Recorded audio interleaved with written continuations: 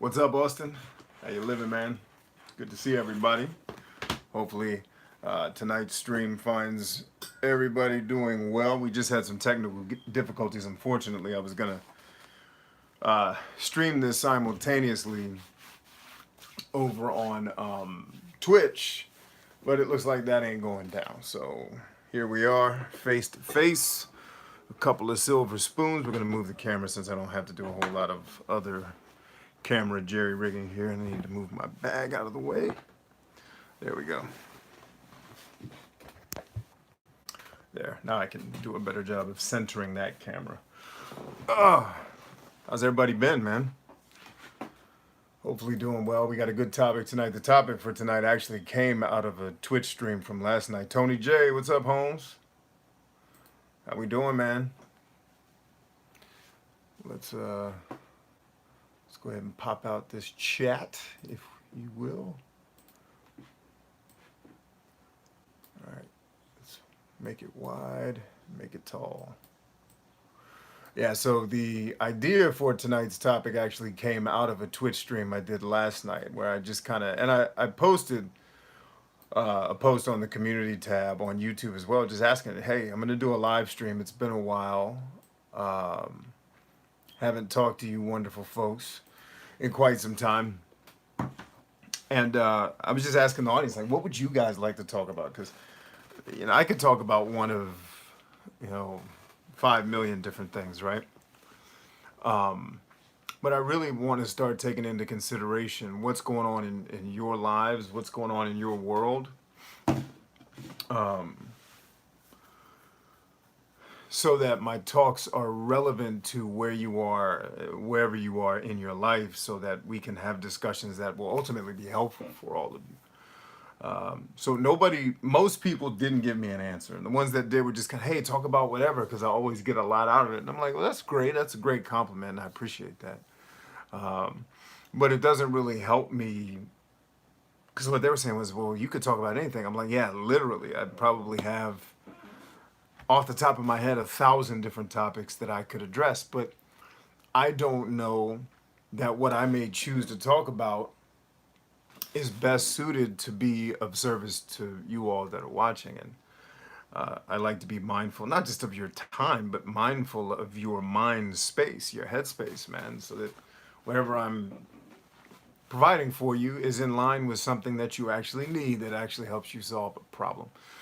So as always, nobody should be new around here. Well, I'm open to the questions that you have, but tonight's topic was one of the people that actually came on my stream. I think it was last night, because I was going to stream last night, but then it was too late notice. I put it up on YouTube and said, hey, I'm thinking about streaming tonight. What do you guys want to hear me talk about? And nobody saw it, right? Because you guys are busy. You got lives, unlike me. And so I was like, all right, we'll push it back 24 hours and just do it on YouTube. But one person did respond and say, hey, I've kind of got this idea. I'd like you to touch on something that I'm thinking about, which was, how can I raise my kids and instill them with some of the spiritual principles that I believe in, and not go to traditional church? I was like, that's a really great question. So I adjusted it for the audience, because most of you that watch and listen to me don't have kids. So it's that talking to at that level of specificity would be very, very helpful to a number of you, but it would kind of leave out the rest of the group that doesn't have kids and isn't even thinking about that. So what I did was, let's just talk about, can you grow spiritually without going to church, right? Because then that applies to you. But then in the event that for those of you that do have the question about your children, then it applies there too. It applies with your children, because inevitably the answer to the question is going to affect you, but it's also going to affect, children that you may or may not have, or one day will have, right? So let's see, Austin's here. What's up, Austin? Tony J is here. He says, I'm good. Doc diagnosed you with generalized anxiety disorder. Put me on mild antidepressants, which was a bit scary. Figured I'd give it a try. Cool, man. Gonna get me to therapy after the fact. Awesome, man. Awesome. Yeah, keep me posted. I know a little bit about generalized anxiety disorder. Jerry Hot Wheels, what's up, homie? Andrew says, woo, I made a live stream. Woo is right, man. We're glad to have you here. We're better for you being here. So yeah, that's kind of how we landed on the topic. As always, your questions do not in any way, shape, or form have to be tied to the title or the subject matter. You can ask me pretty much whatever. Uh, I'm kind of I approach it the way Joel Salatin taught me when I met him, when he would, because um, he hosts these types of talks slash seminars at his farm, and I went to one a couple years ago.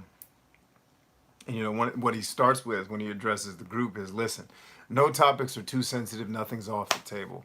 And he leads with, he says, I'm trying to remember exactly how he said it, so I'm not putting words in his mouth, but he said he is a Christian, capitalist, libertarian. I don't know if he said it in that order. He said, so that helps you understand my faith, that helps you understand that I believe in capitalism, and it helps you understand my politics. And then he goes on to say, and nothing's off the table. Whatever you want to discuss here, because the tour, the seminar is really about him teaching you about farming and why it's so important to do it right and why it's so important to do it, period. But he gets into a lot of philosophy and a lot of life and telling his story. And, I got a chance, and some of you, if you're on my mailing list, you saw the picture that I took with him when I was there with him at the farm. And thank God for my wife, because I didn't even think to take a picture. Like, I'm not a selfie guy. That world doesn't compute to me, because I grew up in a family that's taking pictures all the time, and I hated it. Like, I used to always make funny faces in pictures because I was never photogenic, and I hated the way I looked on camera. And so my family, of course, my family has a lot of women, so you're always taking a lot of pictures when there's a lot of women around. Right? It's just the way it is. And so I grew up hating taking pictures. So in the modern world where everyone's walking around selfieing and taking pictures of their food, I don't think to do that, because I never liked doing it. But my wife's like, yo, get a picture with Joe. I'm like, oh, yeah. And I need to get him to sign my book, or sign his book that I bought. And he signed the book. We got a chance to talk one-on-one. They were actually filming a documentary that they wanted me to come back and be in the documentary, and I just dropped the ball on that. I really hate that I didn't get to be a part of that. And it was all on me. It had nothing to do with Joe or the people filming.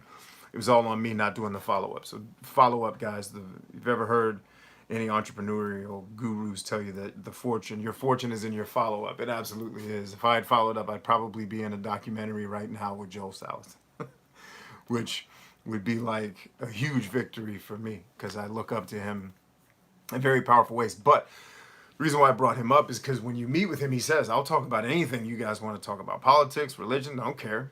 He's like, and here's where I stand, so you know where my perspective's coming from. Right? So I say that to say anything you guys want to talk about here is fine. It doesn't have to be. I was actually hesitant to do tonight's topic. Not because I'm afraid of talking about church, but just because I was more concerned that most of my audience wouldn't care about this topic. But that's fine, man. The one person who spoke up and said they wanted me to talk about something, when I was a musician, the old head musicians, one of the things they taught me early in my music career, if you want to call it, wasn't really much of a career. It was playing in a couple of different bands and having fun.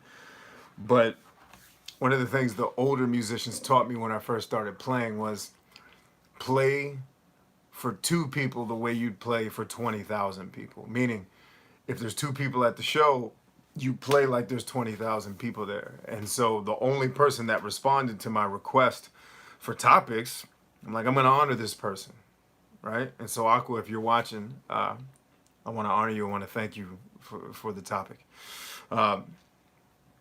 And I still fundamentally, that's one of my core beliefs, is you play for 2 people, right? You work for a client that's paying you $5,000 a month, the same way you work for a client that's paying you $1 million a month or $25,000 a month, right? Now, you may be doing more work for the person who's paying you more, but what I'm saying is you put the same amount of heart and soul into it, regardless of what your payout is, right?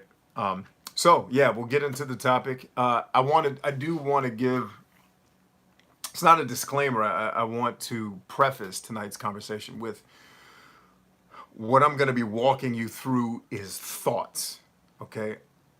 And I will distinguish between thought and belief while I'm talking.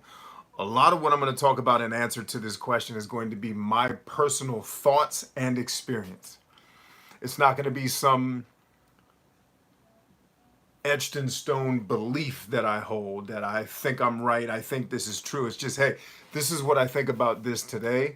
Here's what I've experienced, and here's what I've observed other people experience in answer to the question. So you'll find that the way that I talk, the way that I present is much more, and Alyssa, hey, you haven't missed anything, just me doing an introduction. I am much more philosophical and Socratic in the way that I converse with people, right? I do not come into a conversation believing that I am necessarily right. I come into a conversation to learn more about what I think because I learn about what I think by being able to articulate it. And I get to I get to augment my thoughts with other people's thoughts. Right, so you'll find if you were in a real life conversation with me, like in a coaching situation. So we have this program called the Good Life Playbook Coaching Program, and a number of people that are here watching tonight are in that program, which is, by the way, still available. But one of the things you'll find that I do when I'm talking to you is, I'll do my teaching part, but the bulk of that program when we built it was me listening to my clients and them coming at me with questions. You'll find that the way I answer questions a lot of times is to ask you more questions because I need to flesh out where your head actually is, right? And where your thought process is. Before I could ever advise you, I have to know you. I have to have some intimate awareness of what you're dealing with, what the circumstances are that surround it, and who you are in the middle of it so that I can advise you best to reach whatever your goal is. Like I met with today, me and my business partner Tony had lunch, and he was talking about a seminar that he wanted to do with me in the future, not anytime soon. And we were just walking through. He's like, "What would you?" It's like if you were coaching an entrepreneur, what's one of the things you would focus on? I said, "Well, the main thing I need to figure out before I tell them anything about business is I need to figure out where they are, where their headspace is." Right, and help them figure out what they're actually good at so that they're not making a whole lot of decisions that go against their values, go against what motivates them, goes against who they are as a person, or goes against what they're actually good at. Right, so I have systems built into those coaching programs that help people figure that stuff out. And then I ask even more questions when I was still meeting with clients. I don't do that anymore. I ask even more questions to tease out, okay, we got that part of it. Now let's go even deeper, right? Because I truly believe anything that you're trying to accomplish in your life has to start with some level of self-awareness, right? And awareness of the challenges that you're facing intimately so that you can be successful. Now, Vivian says, growing spiritually is easier outside of organized religion. Okay, that's an interesting take. Also, dude, your face is looking lean as hell. Cut's going well.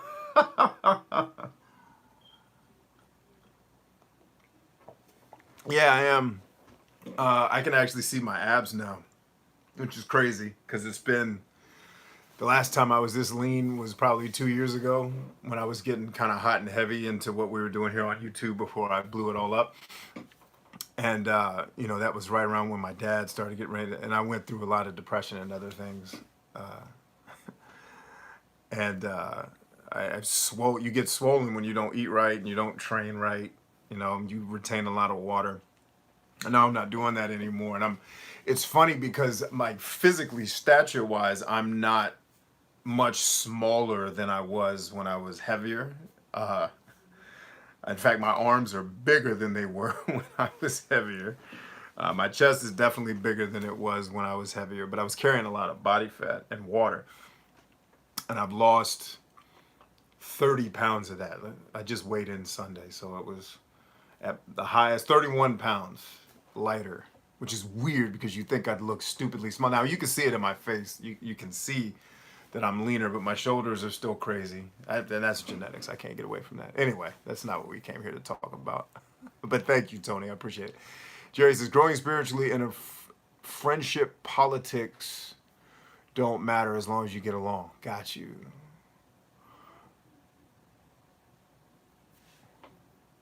See, Tony J says, thank you. Cool, man. All right, so the question was posed to me last night, and feel free, you can write questions in the comments, throughout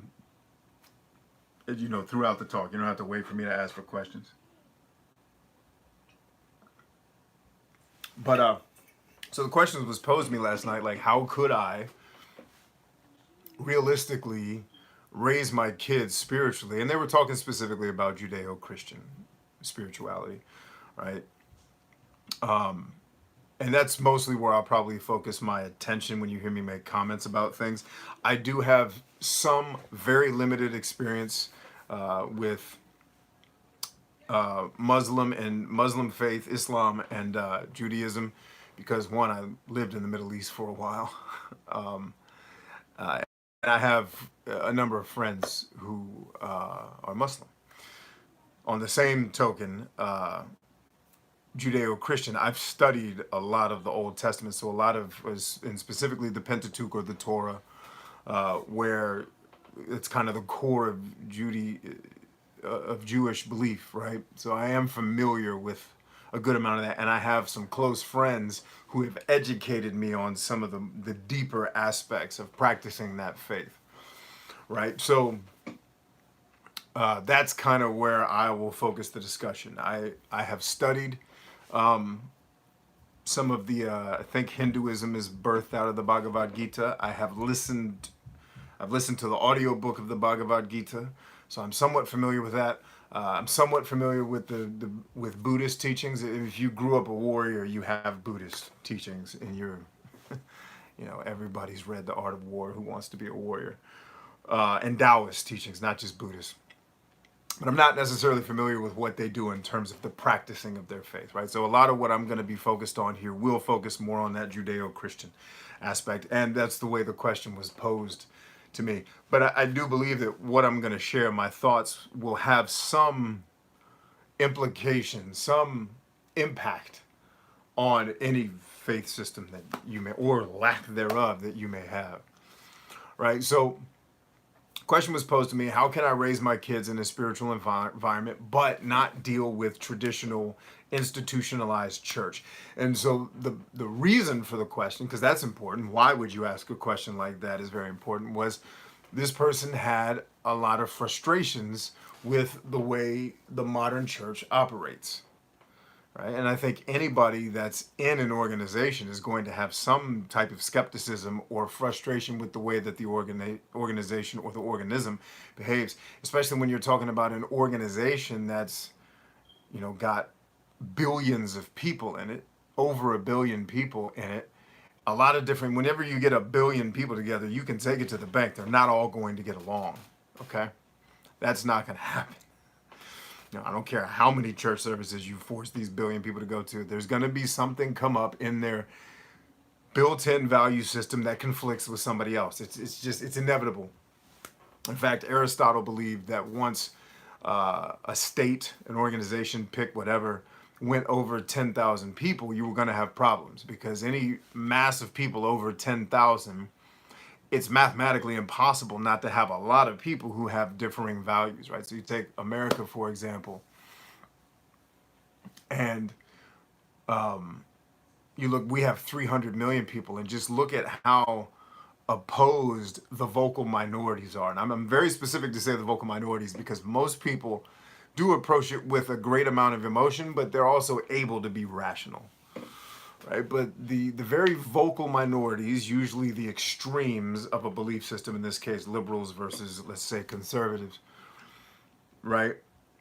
There's this sense of division, and I always find it hilarious when people say that Trump is dividing the nation. Like, have you ever read a book? Like, what? Trump's dividing the nation. No, Trump is. I'm telling you, and I've been telling you guys for 15 years, what is this, 2000, for 16 years, I've been preaching that eventually one day we're going to get a president that can't hold the crazy together. And you're going to see it. We're going to get exposed for not just how corrupt, but just how self-interested and self-absorbed our political system has become. And all it takes is having a president who has a lot of narcissistic tendencies, and bingo, it gets exposed. Right? So anybody that thinks that Trump ushered in any of this stuff, you just haven't read any history. It's a group of 300 million people. The fact that we actually get along as well as we do, to me, is a miracle every day, that there's not people shooting each other in the streets. And what it comes down to is, our democratic way of looking at building a society, and the people who built that constitution were smart. They realized eventually dumb people are going to run this, and we're some of them. We got to make this thing, and the military does that a lot. We got to make this so that a simple-minded person can run it. And I'm not saying military folks are simple-minded. Most of the geniuses I've met are military people.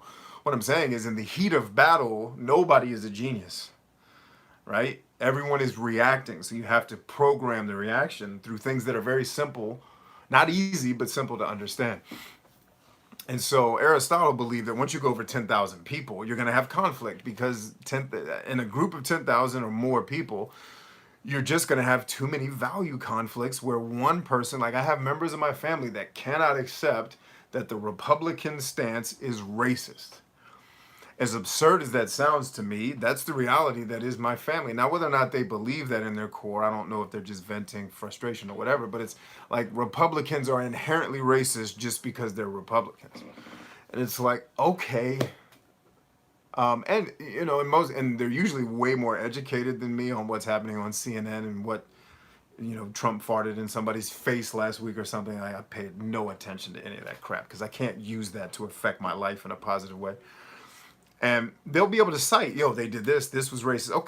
Okay, we might be able to tie that. But to dismiss an entire, because it's not just the politicians who, by the way, are performing a stage play for votes, right?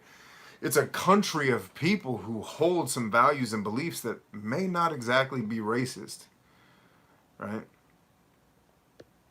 So inevitably, when you get that many people together, there's going to be conflict. And this idea that we're all just going to magically get along with the right laws or the right it's lunacy. We get along amazingly. Even like if you look at Twitter, it would give you the impression that Americans all hate each other. But that's not the case, man. I live with some phenomenal people. I don't go to bed at night worrying about people breaking into my house. Why wouldn't I? Because none of us are inherently that good, right? Now, I'm not saying that all of us are bad enough to start wanting to break into people's houses.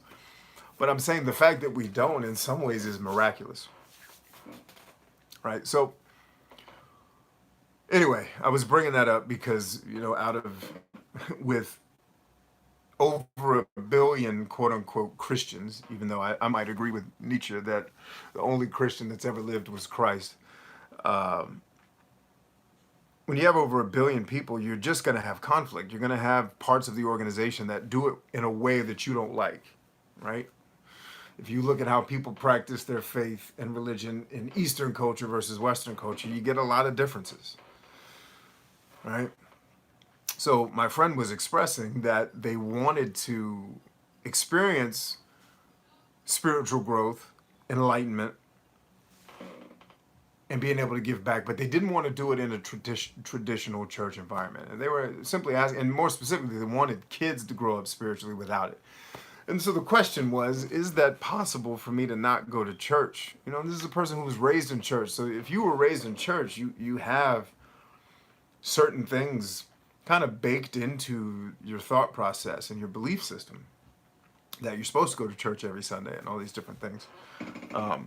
So for me, it's a little bit easier for me to say, well, certainly there's plenty of ways to go spiritually that have nothing to do with going to church on Sunday. 100%. Not only have I lived the proof of that, I can name lots of people who've turned their lives around without ever stepping foot into a church, right? But it's also easier for me to make that argument because I wasn't raised in church. I was not raised going to church every Sunday. When I started going to church, it was a decision I made on my own because I was curious. I wanted to know. I kind of had this built-in belief that certainly there's an author behind this thing that we call existence, and I wanted to learn more about him, so I started to study. So these different religions, and what I landed on, the Judeo-Christian piece, it made the most sense to me. And certainly I think the Bible gives the best description of evil, if nothing else, right? And how susceptible we are all to it. Even the heroes of the Bible, some of those dudes did some dastardly things. King David, Abraham, Judas, Paul, Peter, they did some crappy stuff. And some of those guys were doing it in front of Jesus. Right? So I think that gives us the best kind of description of how to explain evil. But to answer the question, can you grow spiritually without church? Well, the right answer is it depends. And a lot of that depends on who you are as a person.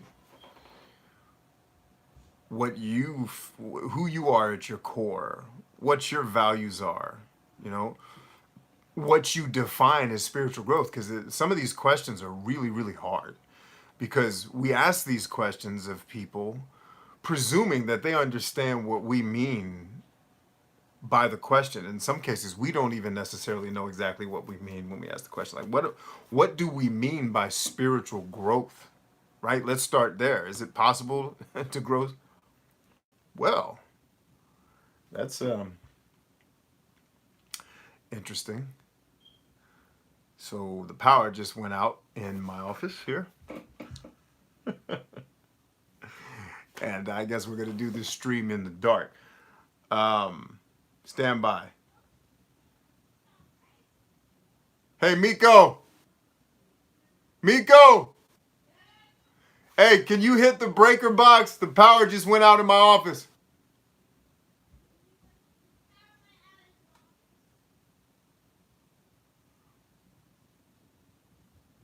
Oh, here they come. The devil's trying to stop the word. Yes, can you please ask mommy to flip the switch on the breaker because I lost power in my office? Okay. Thank you. So anyway, let's talk in the dark. Screw it. The takeaway here, even though none of you can see me, is that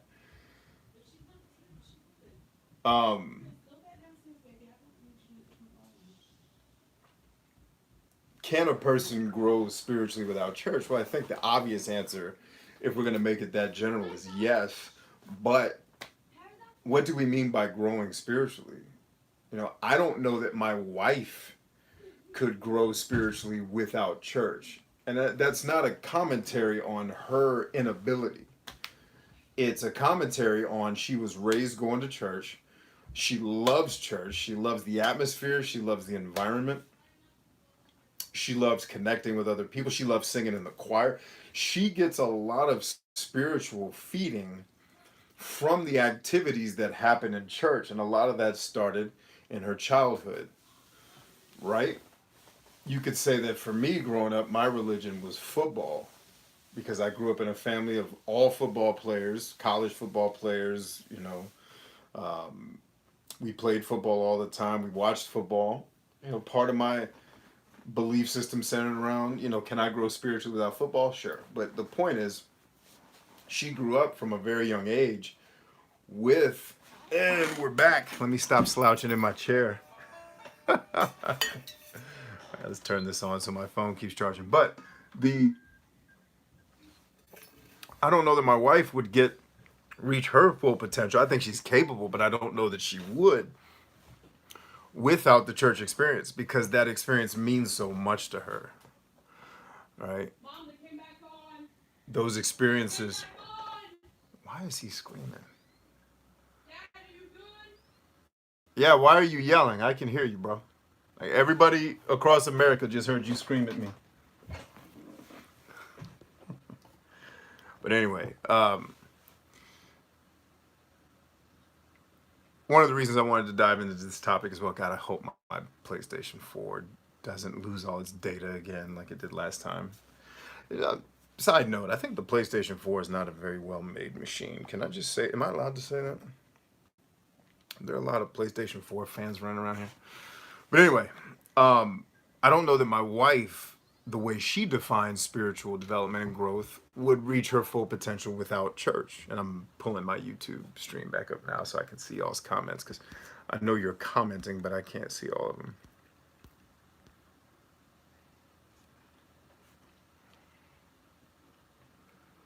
All right, just waiting for my internet browser to load.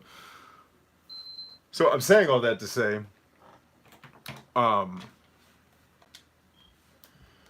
that spiritual growth is a deeply personal thing, and the way you define spiritual growth may be very different than I do. Right? Okay, it looks like my data did not get destroyed, which is a good thing. Right? So far be it for me to tell you that yes, you can absolutely grow spiritually without church, because I don't know you personally.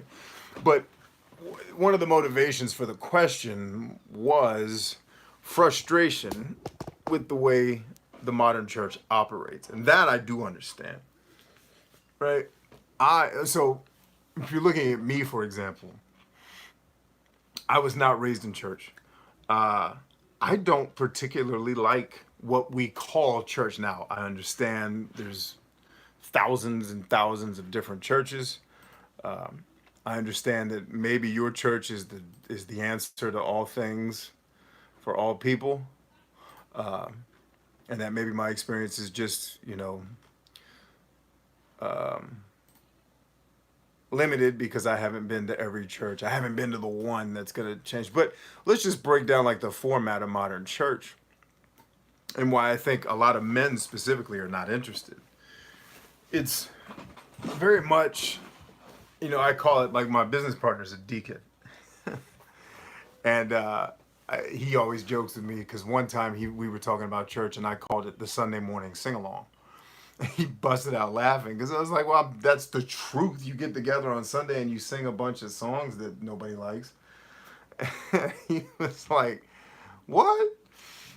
But the idea there is, like, if you look at my personality, I'm way more, like, I never like going to bars.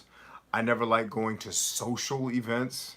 I didn't mind house parties that much because those were way more intimate. But like going to the club and dancing with people, ugh, no. First of all, what's all this dancing about? Not into it. So, and I'm just using me kind of as a case study for, looking at my spiritual growth. And I've been in and out of church. I've actually been in ministry before. Not ordained, but I study a lot of the things that ordained ministers study. So I'm usually up on the lingo to a degree. And I have a great many friends who are pastors. So some guys that I grew up with in ministry that are now pastors. So I've got kind of an understanding of how it all works. But I didn't grow up in church. I don't have that nostalgic love for it that my wife does. I have been in church services where it's been very powerful and I've gotten a lot out of it. And I've been in a lot more services where I was bored out of my mind. Had to sing, and I was joking, but I'm serious about me. I had to sing a bunch of songs that I don't like. And inevitably, a lot of the contemporary Christians and the more evangelicals will say, but the singing part is our worship. Yeah, well, I worship differently. Like, I don't have to sing God a love song to worship him. Like, I did ministry in a church where they actually separated the music by praise, and the praise was the fast songs and the worship was the slow songs. And I used to ask, because I was in the band, and I used to ask them, what are y'all talking about? And no one could ever really explain it to me. It was always just, it's fine. It's praise and worship. Sit down. Okay. Like, is this the only way we're capable of praising? Like, why don't we do push-ups to start the service off? Because it's just like all these crazy people jumping around. It just looks like an aerobics class. Like, if you go to the really thoroughly, and I am making fun, but I'm doing it from a good place. Understand? I'm not trying to tear anybody down. You go to one of these legit evangelical, what are they called? Not the Protestants, the Pentecostal. Chief, you'll see people swinging from their chandeliers in some of them joints, man. It is common. Like, I went in there, because remember, wasn't raised in church. I wasn't raised around that. And I just remember watching it, thinking, this is hilarious. This lady fell over and hit her head on the pew. I should probably check if she's okay. And they're like, no, she's asleep in the spirit. I'm like, yeah, but she hit her head, bro. We should probably look into that. I'm sure God won't mind if I check to make sure she's live. That really happened, by the way. That's not a made up story for humor. And so, bottom line, and I've been in all kinds of different churches. I've been in African churches, I've been in white churches, whatever white is. Have I been in a church in Europe? I think I've been in church in Europe. Uh, anyway, the point is, it's just not for me. Like the pageantry and the singing. Maybe if Metallica played at church or the Roots, then I might like the music. But, like my worship a lot of times comes during my workouts because I get my physiology, I physically get into a state where I start to feel what some people may allude to as a spiritual connection with God. At least that's the way I view it. I'm not saying it's right. But the church formula just doesn't work for me. It is wildly boring for me. I don't like singing with people I don't know. I mean, I don't like, and I was a musician, but just busting out into song to show God how much I love him, I don't do that to anybody else in life. And I kind of think God's not sitting in heaven like, you know what I'm angry about? Jesus, you know what I'm mad about? What, God? Brian didn't sing to me this week, man. And it's just and I make these jokes to kind of point out the absurdity. But it's a beautiful absurdity, right? Because as much as I can't make fun of something that doesn't have any merit. If nobody cared, you wouldn't have a joke, right? And so I am wildly bored, and somebody just said, you're too cerebral about it. Relax, and you're 100% right. If I'm not stimulated either physically or mentally in a way, it's very hard for me to get into, I get to emotional interaction is kind of the last thing I go to. So you're 100% right. I am very cerebral. But you'll forgive me, that's how God made me. Right? So I could relax. I don't know what the relax part means. Maybe you think I'm upset about it. I'm not. It's just a matter of when I go to church, it's just wildly boring. It's the sing-along followed by a lecture that may or may not be interesting. And it may be a lecture on something that I am wildly educated in. Meaning that the lecture doesn't necessarily touch me in some spiritual way because I've studied this at a level that, and that was one of the fundamental issues we had. Like, well, we'll get into that in a second. But the point is, I'm using my personal experience as it would be very hard for other people like me to get a spiritual connection at what we call church. It's the whole reason I'm telling you this silly story is to assume that everybody's spiritual development has to happen in the same way everyone else does it, I think is lunacy. I think it's not only delusional, I think it's dangerous to think like that, to think that everybody needs to have a church service to go to on Sunday. Well, what if the way church is orchestrated is not the way somebody is spiritually, emotionally, or mentally wired, is the whole point of me. And I'm not at all mentally or emotional. Like, I don't get emotional during the music. Oh, Jesus. Like, it's just, no. Not how I roll. I get emotional. I'm a deeply emotional person. But singing corny love songs on Sunday is not how it works for me. Right? And I'm saying these things because I know there's other people out there like me who you may be getting beat up because you think similarly and someone's trying to tell you, yo, but you need to be here on Sunday. Yeah, maybe you don't. Especially, we talked about this on the stream last night when the question came up.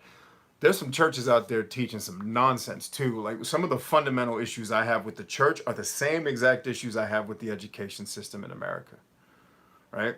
We're teaching people a lot of things they don't need to know. And in some cases, we're teaching it very poorly, right? There's been churches where I've heard the pastor talk, and it was one church I would have walked out of, but didn't, because my brother's was christening his son that day, and I was like, well, I'm not going to walk out, even though what this guy is saying is dangerous for people to wrap their heads around it.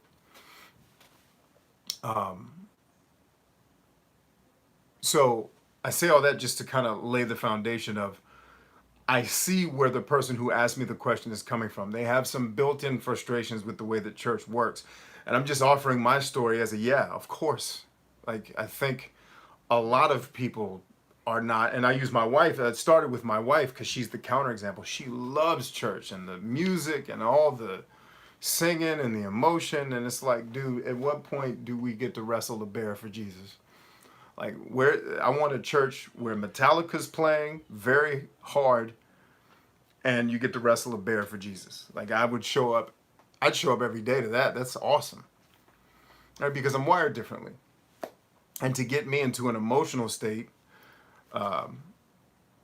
it just takes a different type of interaction, right? Let alone a spiritual development. Like I said, when I go to work out, I call the gym my sanctuary. That's where, because if you ever see me in the gym, you almost wouldn't recognize me because I've got a hood on, I've got a hat almost over my eyes. Like, I tune out the rest of the world and I just get into the work.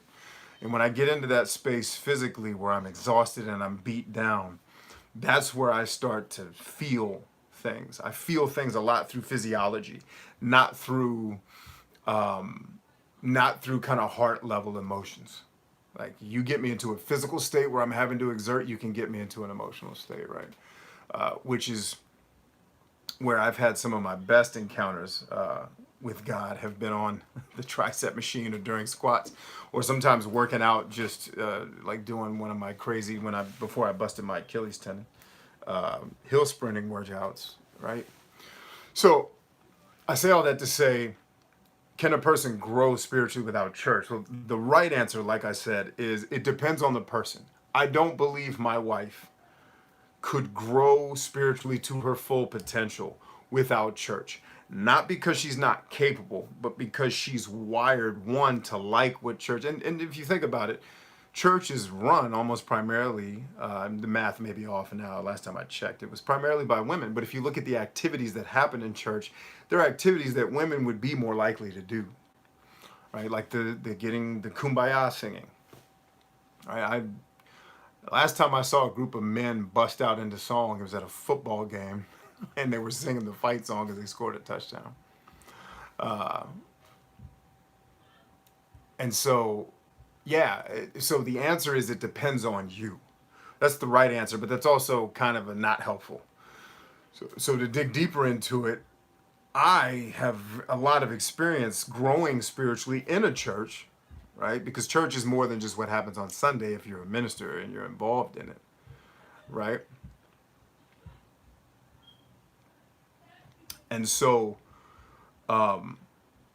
there's that, but I've also had a ton of spiritual growth in other things, right?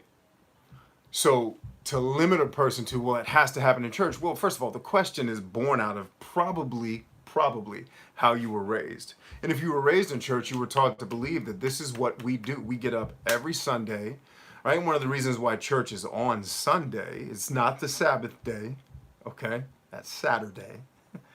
One of the reasons why a lot of Protestant churches are on Sunday is because the church believes in first fruits and tithes, two separate things. That's a whole separate study that we'd have to get into. I'm not getting there, but the point is they believe in giving their best first. Sunday's the first day of the week. That's why church starts on Sunday. One of the reasons why it does. And so, let's see, Alyssa says, if B wrestled bears as often as he talks about it, bears would be in danger. Like, if you knew you weren't going to die or get seriously injured, yeah, I'd try to wrestle a bear. Just to test my, I mean, I'd get a legitimate ass whooping, but I'd learn from that whooping. I'd get to test my real strength, which I'd probably get to see as very little as he tosses me from the tree. And so the Beautiful Good says, getting spiritual through physical exertion puts an interesting spin on the idea of Jacob literally wrestling. Sure. Absolutely. So, and by the way, Tony Robbins and churches do all the singing and dancing for the exact same reason, friends. It is physical exertion that happens during quote unquote praise that gets you into the state of worship. Tony Robbins and Pentecostal churches do the exact same thing. It's getting you into a heightened emotional state with some physicality, because usually they make you get up and clap or dance, and then sing does require some physical exertion. The singing is really no different. It's just my workouts obviously are a lot more intense than singing, but it puts people into a heightened emotional state within they're more able to receive. The brain is more, because that physiological stimulation has happened. Now the brain is more alert, it's more aware, and it's more willing to consume what's being taught. I think going back to your point, yes, I'm way too cerebral. Like even the songs I pick when I'm working out, because I work out to music, but the songs are picked very specifically for chord progressions and lyrics, so that I am in mentally an aggressive state that helps me get through the training. Right. So yeah, I am very cerebral. So if you're making me sing a song that doesn't make any sense, like I'm like Jesus Christ, no, no. I'm trying to think of one because I used to play in church bands, so I used to know all the songs. Uh, there was a couple of songs we used to sing, so I was like, what? I don't think that's accurate. A matter of fact, one of my bands used to play a song about Job, and I had to tell him like, I don't think that's accurate scripturally. So yeah,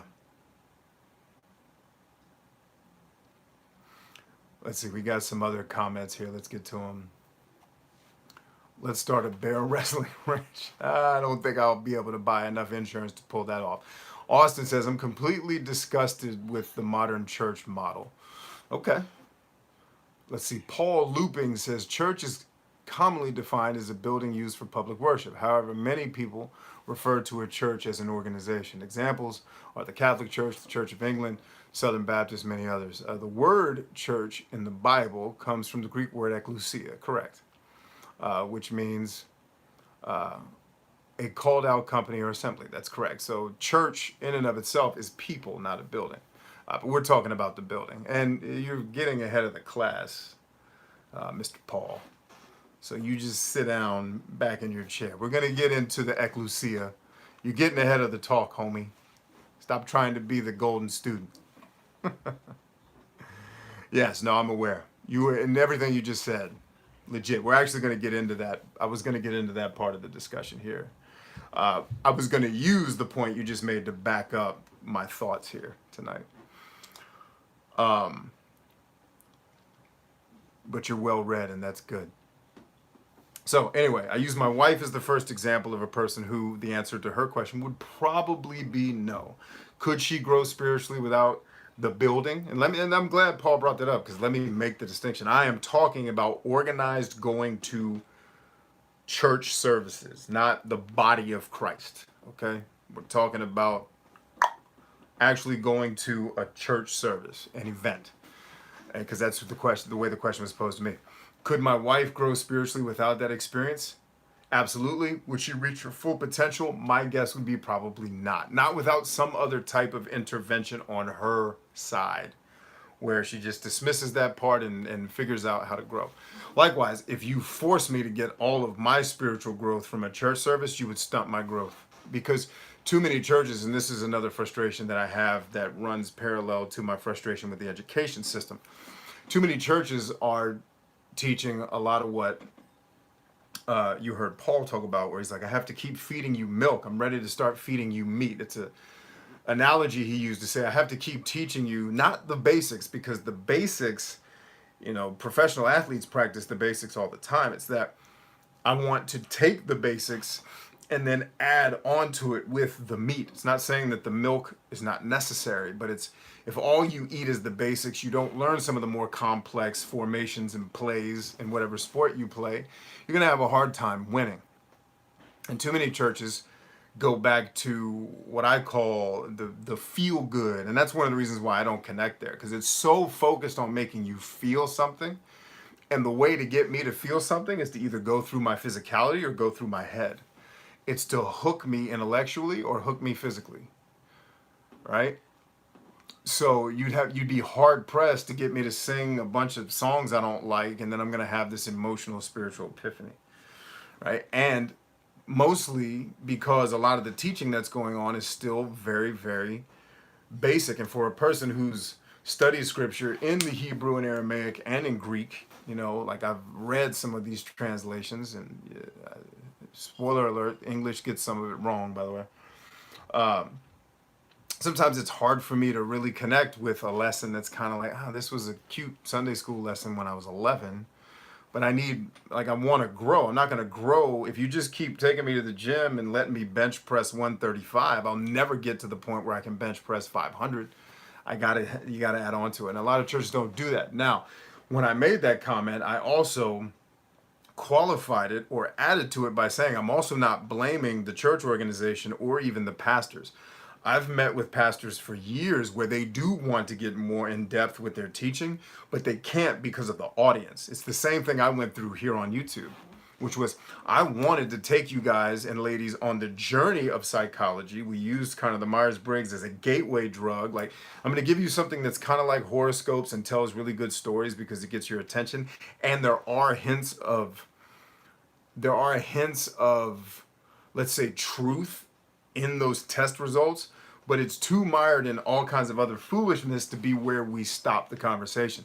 So it was like I was trying to take everybody on this journey of, listen, there's more to the equation, but everybody just wanted to keep going back and oversimplifying and, using the Myers-Briggs as a scapegoat for their own narcissism and self-absorption, and why things weren't going well. It's because these other personality types are making stuff hard for me. And it's like, no, I refuse to work with anybody that doesn't take any personal responsibility for the things that happen around them or to them.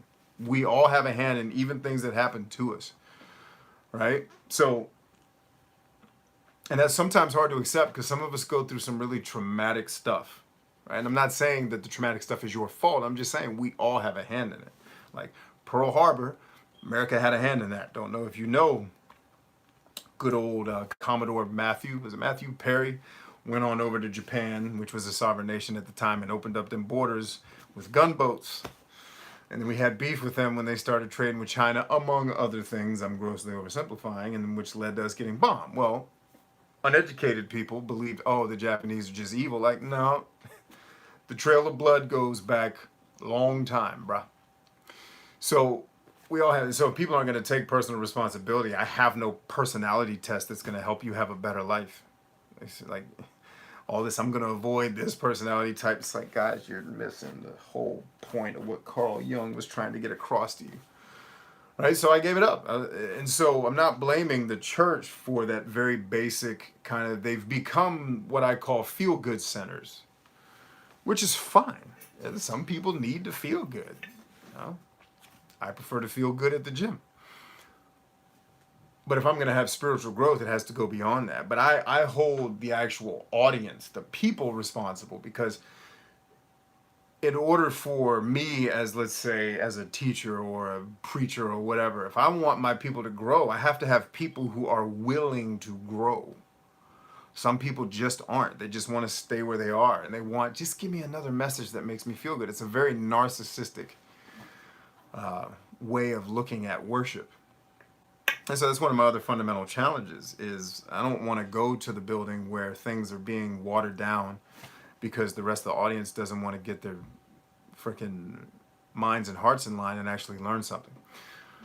Right? So that's kind of where the conversation went. And my answer to the person in question was, for you, it sounds like, yes, you could. And if you were raising children, you could. But my wife and I still talk about the benefits of having our kids in a church because we've been in really good churches where they're able to teach some of the fundamental things in Sunday school lessons and whatnot to the kids in ways that me and mom may not think of. Right? So for kids, there's this element to like, yeah, there is value in us being connected to a church. Now, going back to what Paul was saying, church is also ecclesia, right? You're talking about it's a body of people, of believers, right? I think if you can't have any spiritual growth alone, like if you don't have other people who share your kind of spiritual inclinations, and have people who are ahead of you and more developed than you, know you can't grow. Now, does that look like having to go to a place on Sunday? Not necessarily. But it does look like you're going to need other people in your life to help you grow. And I don't care what it is, spiritually, physically, anything. I have people that help me train. Now, they're not physically in the gym with me, but they teach me how to do my workouts, what to focus on, how to eat properly so that I can reach, my health goals and get back into really, really good physical condition like I was years ago before I started having health issues, right? So, yeah, that's really where we landed was, can you spiritually grow without going to church on Sunday? Well, I think that depends on you. But yeah, I think one could theoretically grow without that. And where we also landed was I was telling him a project that me and my business partner have talked about for years that we said once business is where we think it should be. Coming out of the business world and getting more into the spiritual world is something he's a deacon at a church actually.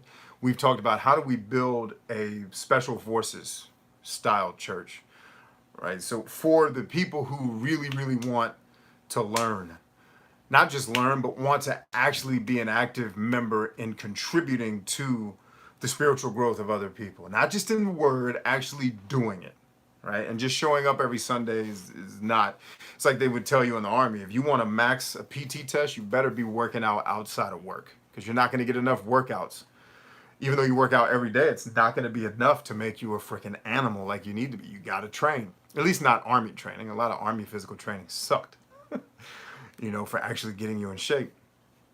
But that, and a lot of that's changed since I left. But the point is, you do need other people. You do need community. You do need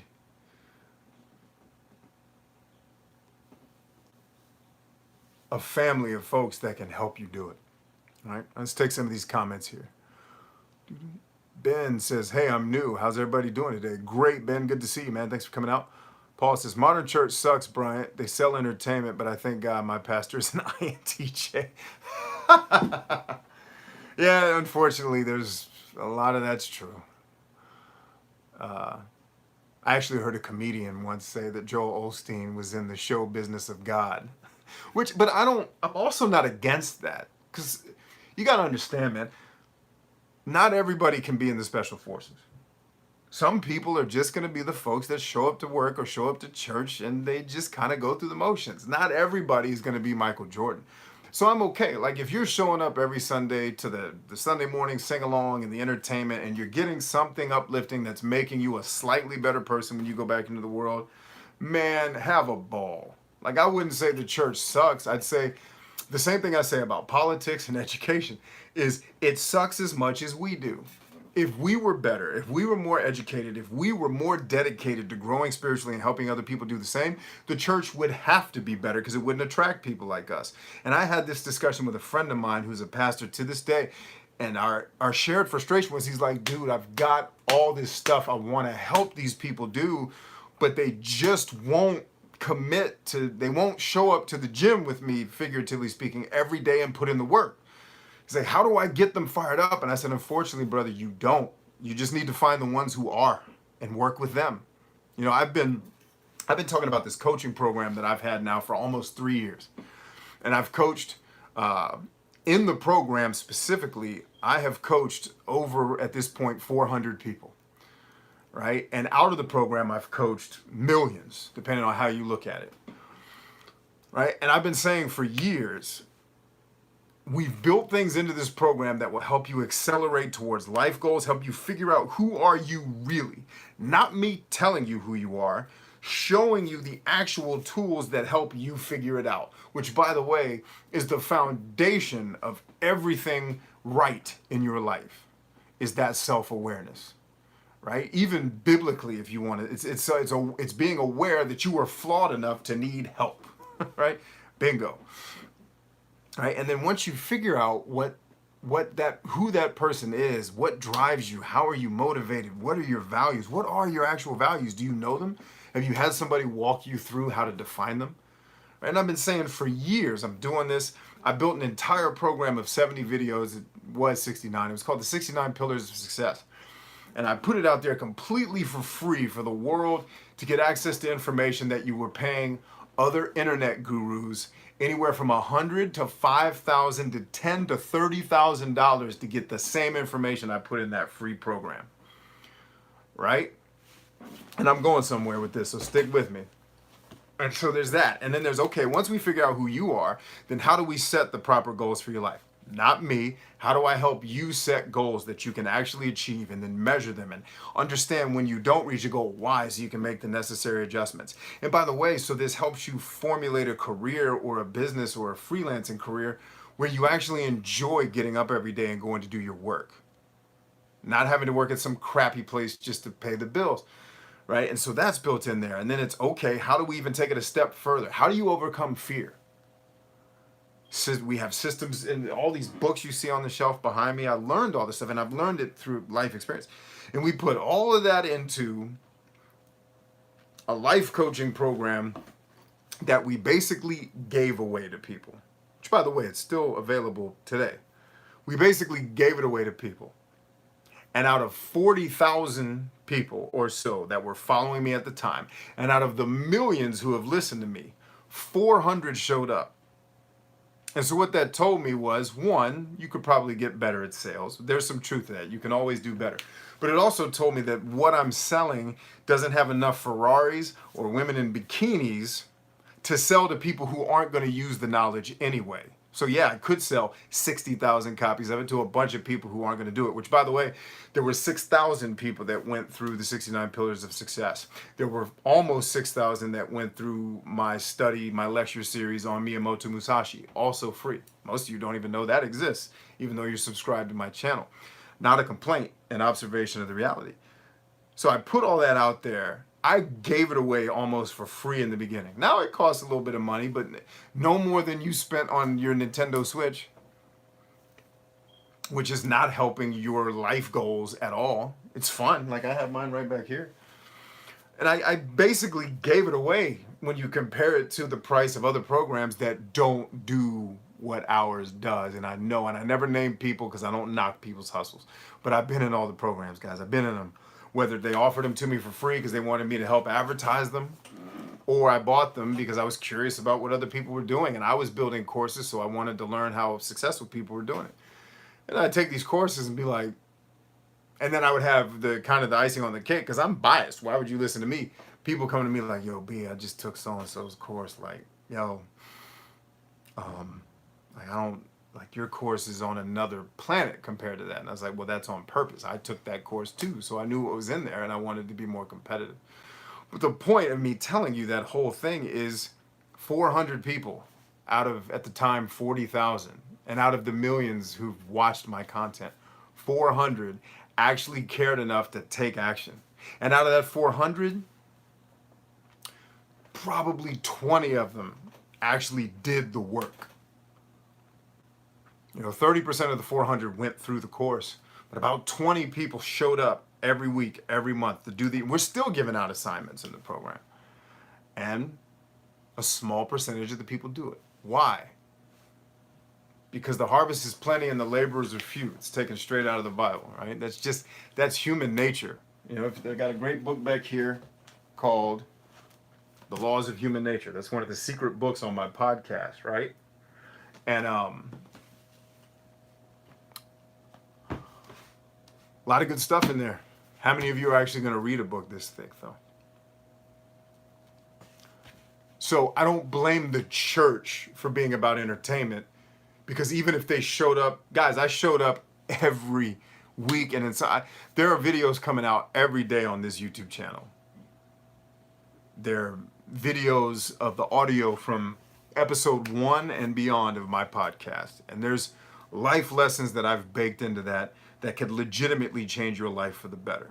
And I'm watching 80 people watched it, 75 people watched it over here, right?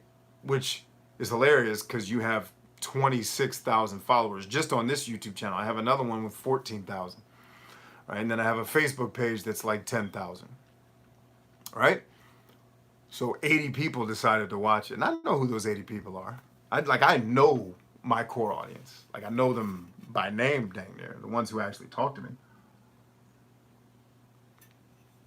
And you could argue, most YouTubers would argue, well, it's the algorithm. The algorithm didn't show it to really busy people. Let me tell you something. If the doctor tells you you're going to die tomorrow if you don't read this book, if you don't start, because I doubt you'd be able to read this book in a day, If you didn't read this book in the next month, you would die, right? You would have this book read, summarized, you'd have videos of it, because you wouldn't want to die. So yeah, the algorithm didn't show it to a lot of busy people. But 80 of those busy people decided to show up and come watch the video because they saw value in what we were talking about. And the whole point of this tirade that I just went on was to say, yeah, we could say the church sucks, or we could say our politician sucks. We suck. And when we decide to get better, magically churches and politicians stop dealing with corruption and stupid Sunday morning sing-along entertainment shows. They start actually teaching the word. Because if you want a pastor to get a building that sits 100 or more people with air conditioning and plumbing and all that stuff, you want him to have this stuff and be able to teach. In modern America, he's going to pay money to do that. And in order to pay for that, unless he's wealthy, and I know some pastors that pay for their own stuff, he's going to need money from the congregation to do that. And most congregations ain't showing up to hardcore teaching. It's just not going to happen. Hell, The Laws of Success, another secret book in my podcast that I got back here. He disclaims, matter of fact, I'll just read it to you because I laughed out loud. Oopsie. I laughed out loud when Napoleon Hill said this. Let me find it. Let's look at some of these comments while I'm flipping here.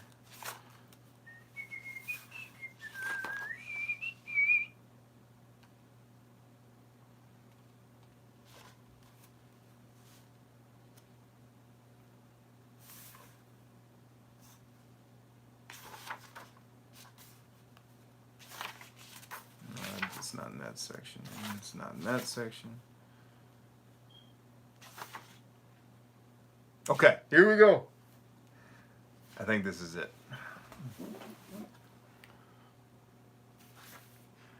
And keep in mind, this book was written, I think, in 1937. Let me check my source here. So just think about it. If he was saying this in 1937, imagine how much more true it is now with all the access to technology we have. Where's the copyright? 1928. 1928.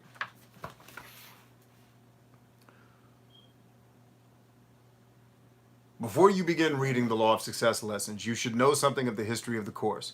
You should know exactly what the course promises to those who follow it, not just those who buy it, until they have assimilated the laws and principles upon which it is based. Right? How many people do you think buy the course, but then, or look, even at video games, you buy video games, how many of them do you finish?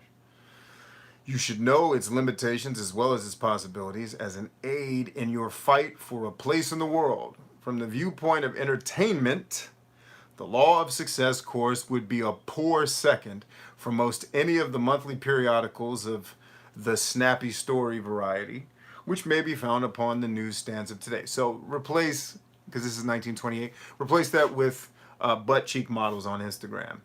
I'll read that. From the viewpoint of entertainment, the Law of Success course would be a poor second for most of the butt cheek videos of women with fake bodies on Instagram that you're watching every day. The course has been created for the serious-minded person. Somebody told me I was too serious earlier. You're right. The serious-minded person who devotes at least a portion of his or her time to the business of succeeding in life. How many of you are doing that? Now, if you're one of the people watching this, I'm going to assume you're part of my 80. Right? The author of the Law of Success course has not intended to compete with those who write purely for the purpose of entertaining. The author's aim in preparing this course has been of a twofold nature, namely, first, to help the earnest student find out what are his or her weaknesses, and secondly, to help create a definite plan for the bridging of those weaknesses. That is exactly what my Good Life Playbook coaching program was built to do. And I didn't build it to entertain anybody. So before we, and I'm not harping on you, Paul, but before we want to vilify or criticize the church for being entertaining, let's start with we're the problem. If more of us were seeking out knowledge like this, churches wouldn't have to do so much to entertain everybody all the damn time. They wouldn't have to, because you'd have people who show up. And by the way, if you go to church in Africa, in some place in Africa, that's how it is. Like, church is not a game. Like, they will walk miles to get this knowledge they're about to get. They're serious, like this book said. And so, this book was written in 1928. He had to say that in 1928. Now, compare the sales of this book, I don't even know if you could, with the sales of Harry Potter. And then tell me, why is everything so focused on entertainment? Because entertainment is the only way you get some people's attention. Hell, even Jesus entertained people before he started preaching to them. And he did that in the way of miracles. Right? He built a reputation of miracles before he really ever started talking to people. Now, unless you read the Apocrypha and see some of that stuff. But either way, the point of the matter is, before he became the Jesus that we all know and love, he was entertaining people. Now, I'd agree with you. I think one of the reasons why I don't go there is because it is very much focused on, and I do go, I don't go as often as some of my minister friends would probably like. But yeah, we have to get to the root of why things are the way they are if we want them to change. All right. Let's check. Let's see. Paul says, I think you must revise your question. How I've grown close to God without going to church. Yeah, I mean, okay, that's one way to do it. But I also want people to watch the video on YouTube. So if I make it about, here's a marketing lesson for you. If you want to sell something to somebody, in this case, I'm trying to sell somebody on paying attention to what I'm saying, talk about them, not yourself. Although how I did it could work too. Beautiful Good says, the non-religious use fitness and recreation pursuits, common interest clubs, and social justice causes defeat a spiritual hunger with secular group activities. Yeah, and I'd say a lot of those are pretty dang effective. Josh Quinn says, it's also being stuck, quote unquote, in the world for the people who just want a dopamine rush, a bad week for them without improving the situation to make things better for them. Beautiful Good says, sorry, yes, I'm biased. I'm both spiritual and religious. We're all biased, man. Please. You kidding me? Anybody going around talking about how unbiased they are, ignore them. We're all biased. But the good is in being able to see the merit in what somebody else thinks or believes. Tony says, unrelated, but what are your experiences with, I don't know what GAD is. What is that an acronym for? Spell it out. Don says, hey, Bryant, perfect beings do not require anything. They have everything they need. We humans seek hobbies to satisfy our disequilibrium. A perfect creator God is impossible. Okay. It's an interesting take. I mean, there's a lot of presuppositions in your statements there.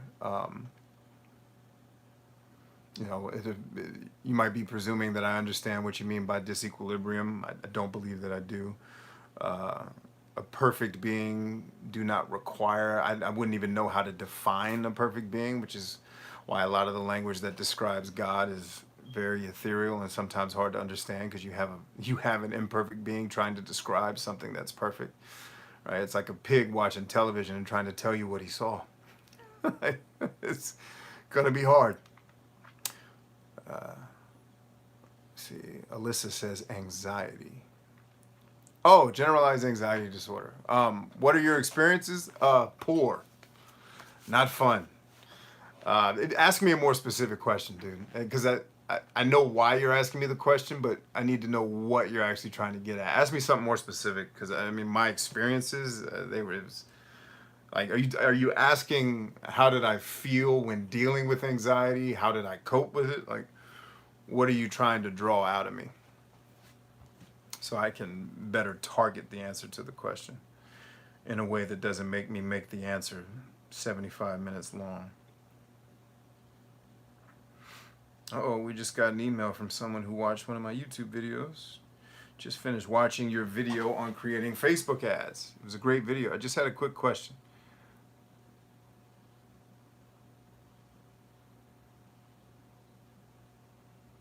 Cool. Is she live near me? No. Okay, cool. We'll get back to her later. Right now we're on a call. What has helped you cope? Get rid of it. Let's see. I don't know that I've gotten rid of it. I see. I mean, I have some type of appointment 5 to 6 days a week. So meetings with my doctor, group therapy, um, my physicality, like personally outside of extemporaneous things, workouts are crucial to me dealing with that. I don't think I've missed a workout. I can't remember the last time I didn't have some type of workout, even if it was yoga or just stretching. Which yoga can be pretty intense, I learned last week. If it's done by someone who's a freaking animal. That woman was beating the crap out of us in all the right ways. So that sometimes when you guys are listening to my podcast, I'm on what my wife and I call a prayer walk, which is I have a course that I walk in one of the parks not far from my house. Well, I guess technically it is part of the course is far from my house because it's miles of walking, but it's um, I'll walk in the park. I'll do some kind of prayer and reflection time, and then I'll shoot the pod. Shooting the podcast is hugely therapeutic for me because it allows me to work through things that I'm thinking that I don't have fully crystallized in my brain yet. Playing video games, eating properly. Those are a lot of the ways that I cope with it.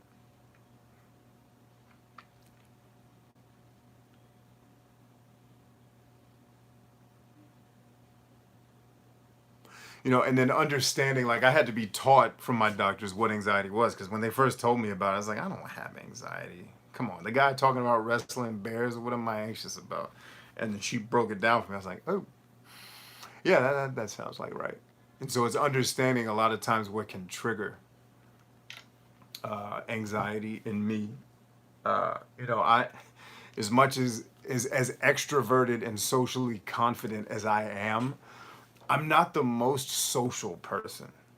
Right? Not on the fringes of being socially awkward, but there are, in a lot of social situations I feel awkward, even though I don't come across that way because I have a lot of personal and social confidence. But there's a lot of social situations where I feel awkward because it's communing with people in a way that's not organic to the way that I communicate, or it's interacting with folks who are into something that's just not my thing. So I'm not wildly social. Like I don't like going to parties. I've never liked networking events, even though I've met amazing people. Just the event itself has always kind of been anxiety driven for me. Paperwork gives me violent anxiety, and because boredom, I don't know if you know this, is a form of anxiety. Um, so knowing a lot of my triggers, and that's just a couple of them, but yeah, it's having a lot of children is automatically a driver of depression and anxiety. Like if you have as many children as I do, you could pretty much take it to the bank. You're going to fall on the scale of depression and anxiety to some degree.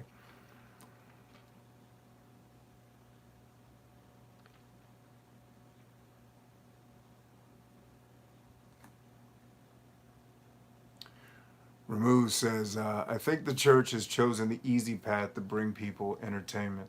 And this is the very thing that leads people out of it. And I don't know though. I think you might be right because the answer is I don't know. But I think what you're talking about is a symbiotic relationship. I think the church focuses on entertainment because it's what keeps most people coming back. And then they can never get out of it. They're trying to take people on the journey. And that was my exact experience on YouTube. I tried to take people on the journey and the audience just was not having it. So I went on the journey alone. I was like, screw it. I'm not. So this is what you have to ask yourself. Like if I'm running a church and like if I'm running a church that has employees, for example, and they're dependent on getting a paycheck every month to feed their kids, I can't just branch out and be like, yo, we're just going to do it the right way and then crush all those people's lives. I mean, we could kind of pretend that that's like I'm being virtuous because this is the way God would want it. Like, I don't know that God wants your staff to be homeless because I think God also understands that part of the reason why you're having to pump out entertainment is because the part of your statement that I would argue with is I don't think people are leaving because it's entertainment. I think that's what retains people. Where I think we need to have a happy medium is we need to have entertainment, but we need to feed people too. Like, I don't think we ever get out of the entertainment sphere. I think, especially in America, most Americans are too addicted to entertainment to turn it off. Like, everyone, like, I hate it. Like, I wish I could just get on camera. Well, I do, but that's also why only 80 people watch my videos, because I purposefully don't focus on entertainment. But I also, nobody on my team or my family is dependent on a YouTube video doing well, right? If I don't have people showing up to church and paying tithes, I've got people that I can't feed. I can't help them feed their family, right? So I do agree that there is too much focus on entertainment, but I also believe that we are partially to blame for why it's like that. If we showed up every Sunday ready to, what in Jesus' name is going on? Did my wife leave? Stand by, friend. I think my wife might have left, and I hear my mother-in-law's here, but it sounds like the baby's awake. So we're gonna call my wife.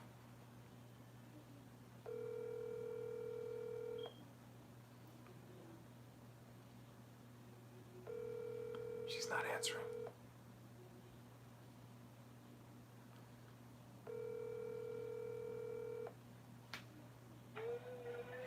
I mean, she probably did leave. Stand by.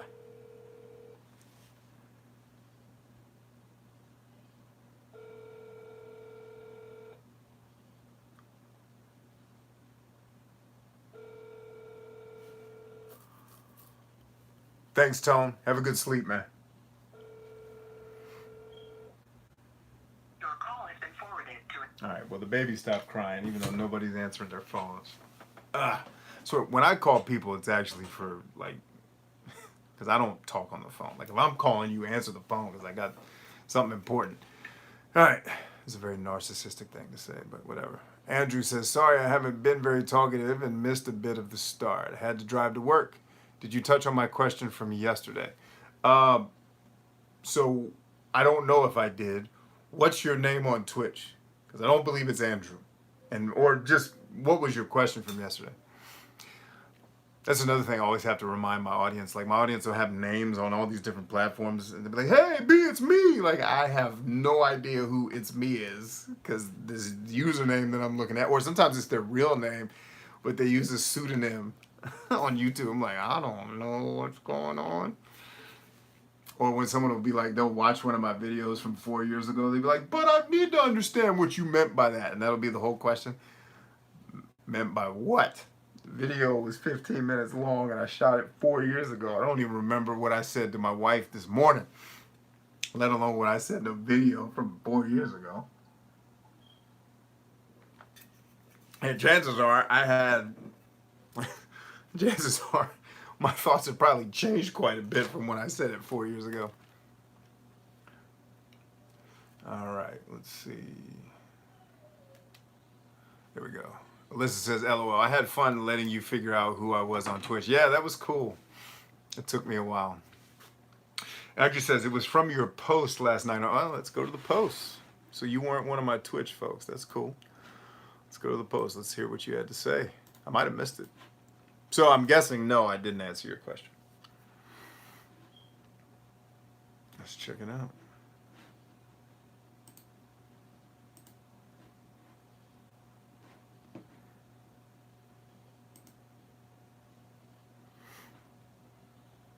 All right, so I asked.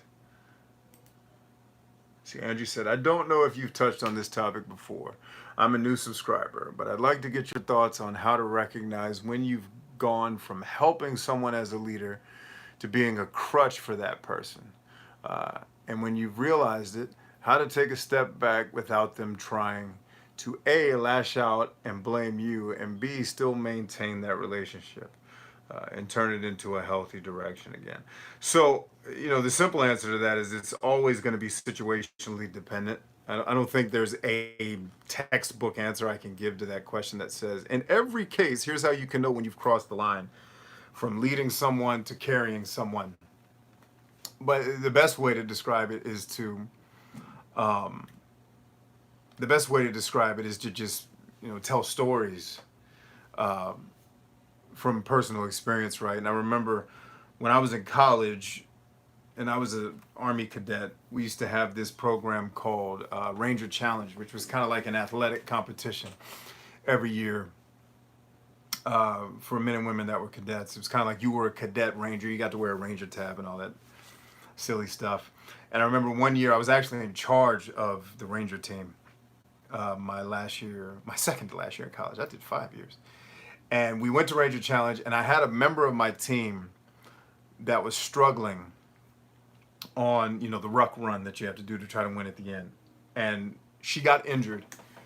And I thought I was so wrong. Like, I thought she was just like not injured, like she could still run, but she couldn't keep up. And I thought she just couldn't keep up because it was a mental block, right? And I kept pushing her, like, listen, and I told the team, we stick together. I can't leave her behind. And the team screaming at me like, dude, we're allowed to leave one person behind. We're going to lose terribly if we stay with her. And in the back of my mind, I knew what it was like to lose and what it felt like to go through. Hold on. This is my life. I don't know if you guys can hear that.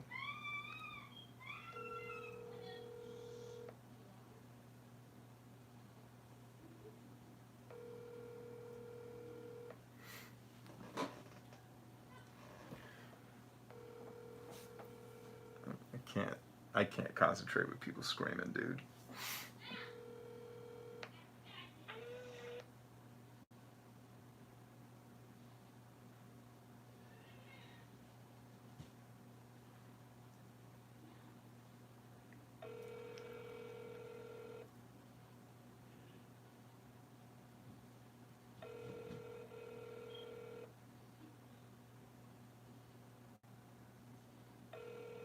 All right, sorry. When the baby's screaming, I can't focus. It freaking tears me apart. Um, the problem is there's 4 other people in this house capable of caring for him. I'm trying to figure out, like, is there a solution to let him scream, or is there something else he needs? Anyway, so the short version of this story is, I decided as a team to stick together because in my mind I had believed that if I let this person fall behind, she'd never be able to live with it. She wouldn't be able to live with the fact that her team lost because of her, which, stupid me, her team did lose because of her because she had a leader that sucked at leadership at the time. And so, what in Jesus' name is this boy? I don't know why people call it the terrible twos. The twos are blissful compared to the threes. Every one of my children, when they were 3, I just wanted to sell them on Craigslist.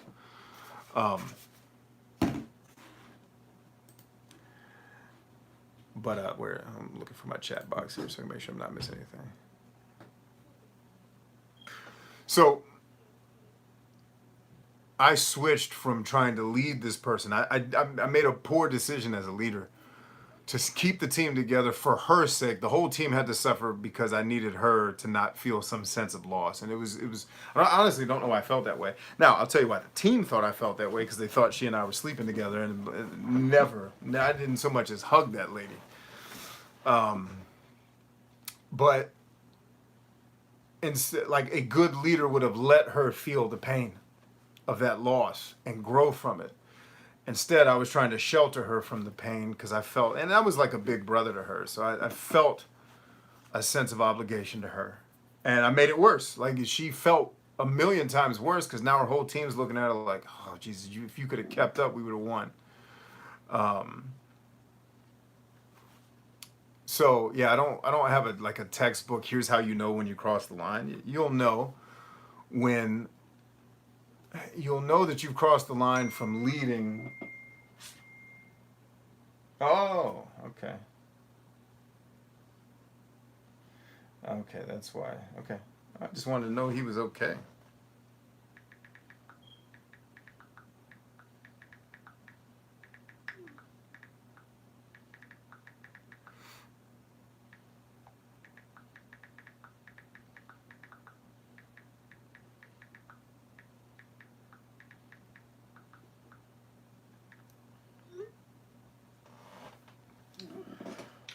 So anyway, yeah, it's just when you're compromising the right thing for that person, that's where I'd say that that's the threshold. The right thing to do was to help my team try to win, let her experience losing, and grow from it. I compromised that. I was like, well, I don't want her to experience. I want her to finish. I want us to finish as a team. I don't know where. I mean, I was also like 21 years old, so I didn't know anything about Earth. It's the dumb stuff you do when you're young. But yeah, it's, you know, you're carrying somebody when you're making decisions to enable or to try to shelter or protect them instead of doing the right thing. I think I could probably better answer your question. I tell everyone I talk to on the internet this. It's the more specific you can make your questions, the better answers you'll always get. A lot of people ask me these very, very kind of high level strategic philosophical questions, which are great because I love philosophy. But the problem is, rooted in a lot of these questions, I have to make so many assumptions about what you're talking about that I don't know enough about the subject matter or the person to give you an answer that just to me doesn't sound like nonsense, right? Which is why I'm telling you a story versus trying to give you a straight answer, because I don't really have a straight answer to a very, very ethereal question. So to the degree that you guys can make your questions more, like I remember one person I was talking to on the internet, they kept trying to ask me the same question like 6 times. I said, listen, stop. Just tell me specifically what are you doing in your life that you need help with? Like, and if it's something you need to talk about privately, then let's just have the conversation off the internet. Because they kept asking me this very open-ended, basic question that I was like, I can't. There's nothing I can tell you there. Right? When you get specific is when I can start to address things, I think, a lot more effectively for you guys. All right, Seashell says, as long as the power of the Holy Spirit working inside the church, people automatically grow spiritually. So find a church that truly entertains. So the only challenge with that, I don't have anything to disagree with you on that, but it's, again, we as human beings have got to stop talking so much in generalities and talking as if everyone understands what in God's name we're talking about. So when you say, as long as the power of the Holy Spirit is working, okay, so what is the power of the Holy Spirit? What is that? Right? And then what are the measurables that say, okay, it is working in this church? And the reason why I'm not asking you to answer that, by the way, that's totally a rhetorical question that you do not need to answer. Because if I ask you and I ask 19 other people, I guarantee you I'll get at least 6 different answers of what that looks like. And so when we tell people these generalizations that we've either come to the conclusion of or we've been taught, we don't actually help them, right? Because it's too general. They'll automatically grow spiritually as long as that's in place. Like, okay, maybe. I don't know. It depends on what you mean by grow spiritually. That may be something very different for you than it is for me, right? So find a church that truly entertains the Holy Spirit. Okay, how does a church, a building, an organization entertain the Holy Spirit? Right? It's until we can, your statement, while I'm not saying it's false, I think there's a lot of truth and merit to what you're saying. But to any given person that may be asking the question that's here, like I remember when I first started going to church, you got to understand I wasn't raised there. And people talked exactly like what you just wrote. And I used to stop Bible studies and like, what the hell are you all talking about? What's an anointing? Somebody, because you've all said that word like 3 times tonight. And my mentor at the time, he actually laughed out loud. He's like, this is a really good point. We all talk as if we understand what the hell we're talking about. And when you're trying to help large amounts of people, you got to get very specific about your terms. You got to be able to qualify statements. Because if you're just giving someone that basic advice, they may not have a clue how to look for, and I'm not telling you to type that out here on YouTube. I'm just saying, that's the type of thing that, it's very similar to what I see when people get into political debates. They just all kind of shout these platitudes at each other that don't have any real roots, right? Even though what you're saying may 100% be accurate. And I know I'm kind of taking advantage of your comment to make a broader comment about life. I'm not trying to direct that at you. It doesn't matter if the Holy Spirit is there, the individual has to accept. Yeah, that's another good point, right? Andrew says, I get you, sir. In some respect, I think people ask these open-ended questions in a form like this for fear of leaking PR. 100%. And you should 100. And it's, so what I tell people in that case is make something up that's completely separate, but still gives you the answer, right? 100%. I totally get it. Because believe me, you guys know about this much of my life, right? And that's the way it should be.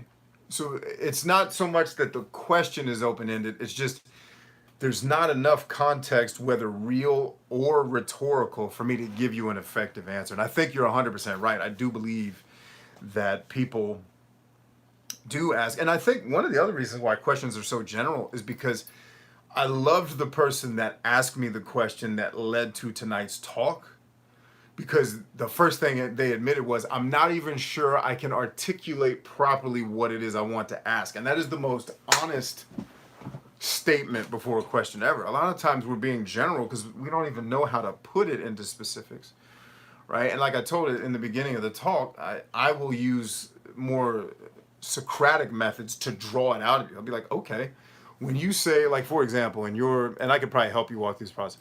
If you've touched on the topic before, new subscriber, but get your thoughts on how to recognize when you've gone from helping someone as a leader to being a crutch, right?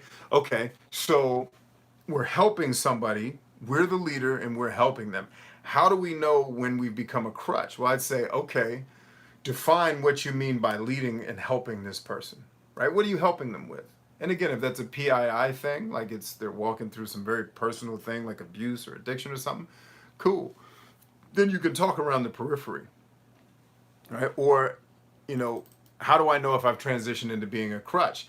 What I would do in a Socratic environment is say, okay, explain to me what you mean by crutch. Give me an example of what being a crutch would be like to you, right? Because I have friends that, if I have a friend right now, when I was walking through some of my dark places, didn't call me straight up. And his philosophy was, his way of leadership was, he'll figure it out. He'll call me when he needs something. He has a very Darwinistic way of looking at life. Like, he's either going to sink or swim, get up. And I need that just as much as I need compassion. Right? So to him, calling me on the phone, are you doing okay? To him, that would have been being a crutch. So I'd say, okay, what does being a crutch look like to you? We start to flesh that out, right? That's more what I mean. I definitely don't want you guys sharing personal life stuff that you want to keep private.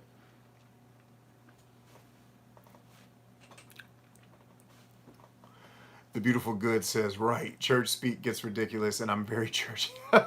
Well, any speak gets ridiculous, and it's tribal, man. Human beings are tribal, and we all speak the language of our tribe. I say stuff. Matter of fact, Alyssa was making fun of me. She's one of the people in our Good Life Playbook coaching program. She was making fun of me one time because I kept using football references. She's like, here it is. Like, we knew we were going to get a football reference. Like, none of us know what that is. Like, oh, okay. I need to break that down. I'm talking as if they understand, because of course everybody grew up playing football. Like, no, they really didn't. Right? And yeah, I'm usually detailed enough to where you can use context clues to figure it out. But yeah, we just need to be mindful.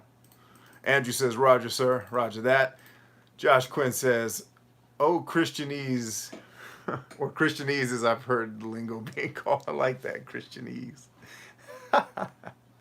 But yeah, so Andrew, how do I know I've gone from leading to being somebody's crutch? Start to ask yourself, because here's what I can tell you without knowing anything else about you. You feel like you may have crossed the line, otherwise you wouldn't be asking the question. Or if you haven't crossed the line, you feel at least like you're flirting with it, okay? Then I would just ask you to ask yourself, because the answers are within you. I'm not telling you anything that's not something that you probably haven't already heard. I'm just getting you to look at it a little bit differently, right? I'm drawing the answer out of you. So it's okay. What is that? You don't have to answer in the comments, but what does that crutch look like to you? How would you know without any shadow of a doubt that you're being a crutch versus being a leader? Like, what's the basement level you know you've crossed the line, right? Then when you can define what that line is for you, then you back up a little bit. Okay, would this be crossing the line? Maybe not completely, but I still feel like that's kind of cross. Okay, what about this? And then you back up into leadership versus being a crutch. Right? I was trying to be a crutch for my friend, thinking I was leading her properly. Wasn't. I failed her and the whole team that I was in charge of as a leader that day. I failed everybody. I failed me too, because I think I was afraid to let one of my team members fail. And in the process, I caused my entire team to fail. That's no bueno. Right? So I became that person's crutch. And in the moment, it's hard to know in the moment. In the moment, I thought I was doing the right thing. When the rumors started circulating that I was sleeping with this woman, that's when I knew I probably crossed the crutch line. And I didn't get particularly upset about the rumors. I mean, that's what people always come to overly simplified, kind of stupid explanations for why things happen. It's humanity, man. We have heuristics in our brain that like simple answers to complex problems.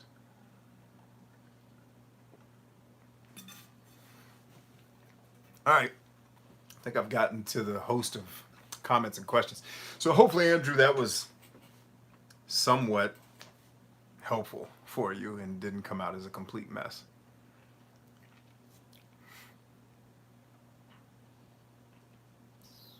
Who else has questions? Joseph Cronin says, Brian, what's up? Just hopped on the chat. Word. Good to see you, man. And Ramu made a good point after I responded to their first statement, which is because they don't see the point of going when they're not growing. That's a very good point, Ramu. Andrew says, yeah, you're good, sir. Cool. Yeah, and honestly, the other thing I'll tell you too is just get experience. Get experience because it'll help you. Like, you'll know. Like, I would never run into that problem again. And sometimes if you've crossed the line, good, because then you can learn from it. You can learn next time I need to adjust fire a little bit. Alyssa says, I was talking to my boyfriend last night about enabling. He seems to walk the line by my definition, so I had to make my view clear to him that if he ever enables me, I won't break up with him. Oh, cool. I'll kill him for it. It's not okay in my book.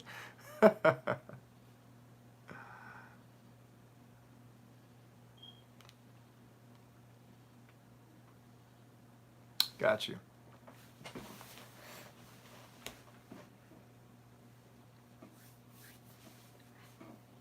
Any other questions?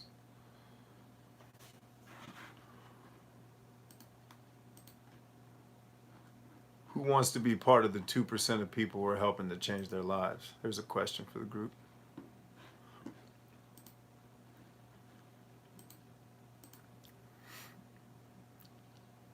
New video. Uh-oh, somebody sent me a funny face.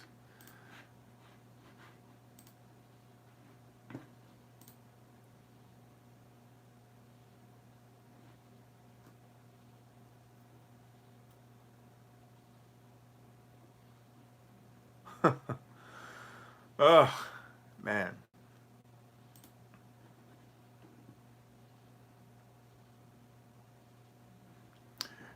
Andrew says, can you put a link? Yeah, I can do that.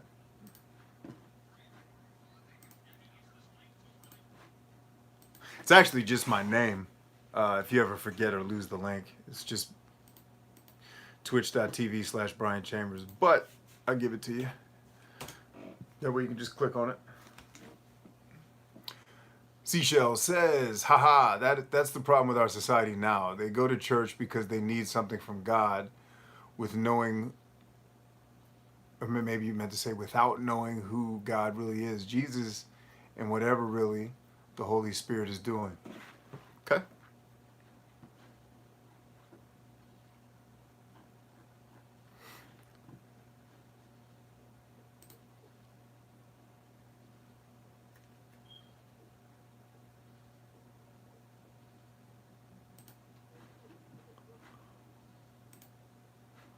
Thanks, Andrew. Appreciate that. Ask the class a question. Why haven't you joined my Good Life Playbook program? You could be getting life-changing knowledge every single day for the rest of your life. You can actually start defining real life goals that you can actually achieve, not just dreaming blindly. That's my question for the class.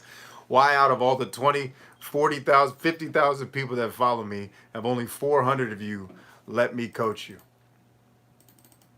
That's my question. I've been telling my audience on my podcast that I'm only creating content for the 2% of the world who are already turned on to a lot of the things that we're talking about and trying to make themselves and the world better in the process. And then 10% of the 98%. Like I am only focused on a very small portion of the rest of the world who's too busy being entertained to actually grow. And that's what a lot of my coaching programs have been about. Let's see. What do I want to know about y'all?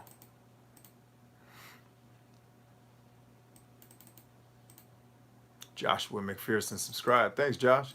World of S says, how much is it? The Beautiful Good says, ouch, sorry I asked. Why? I wasn't actually trying to be belligerent.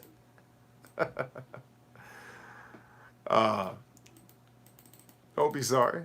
It was a fair question. Let's say. Yeah, don't be sorry. I'm halfway teasing you guys. Because a lot of the people here are already in the program too. So, but what question? So maybe that just comes down to I'm not really much of a chit chatter. Like I don't really do small talk well. So like, do I have a general question I could ask the audience? I don't know that I do, honestly. What would I like to know about you? Here's one. Do you know what your purpose in life is? That's a question I usually ask everybody. That's a nice icebreaker for a party, isn't it? It's a nice icebreaker. What's your purpose in life? Why are you here? That's what I'd like to know about everybody. Or do you know your purpose in life? Might be a better place to start for some folks. You need the body of believers to grow spiritually.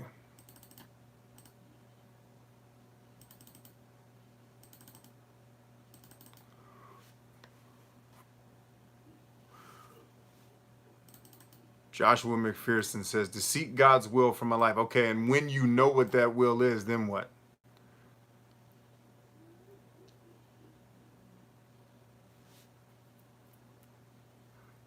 And how are you going about seeking that? And do you think you're going to be dead before you find it? See, we're going to get Socratic on you. Response. It's very hard to tell. You'll know when you fulfill it. I can tell you 100% that is false. You will not know your life's purpose when you fulfill it. Because if you don't your brain is a problem-solving machine. If you don't give yourself something to aim towards, you're going to aim at a whole bunch of different things and never land on anything. And you will accomplish things. And then most people that do that will usually then say, oh, this must have been my purpose, instead of being definite about your purpose. If you've been through my 69 Pillars of Success course, which is free, I actually walk you through how to do that. Yep, to help save people from their lack of consciousness. Consciousness about what?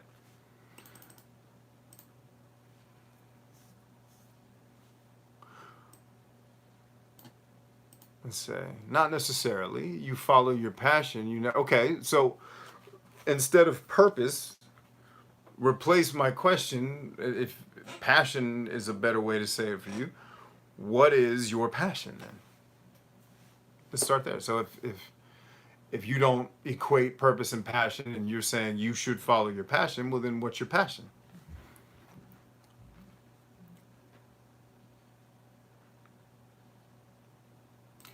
See, and I work with Alyssa, so I do believe I know what she means by that, but I want to flesh it out. It opens...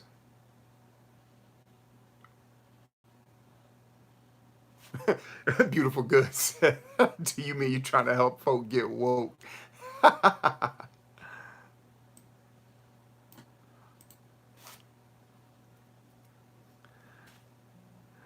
Andrew says, to make the lives better for the people that I know by being a person they can come to for advice on emotional issues, finances, or just to have someone to. Okay, that's pretty good purpose. I like that. I do believe our passion is our greatest imprint. What do you mean by imprint? Andrew says, sorry for the grammatical errors. All good, man. I'm a computer scientist. I'm not a grammar Nazi. Although I have to be a grammar Nazi when it comes to programming grammar.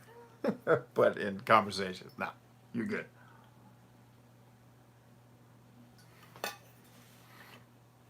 Alyssa says, creating self-awareness and helping them reach their potential, which will keep me busy until I die. There you go. Now we're talking. We're going to help people become more self-aware, right?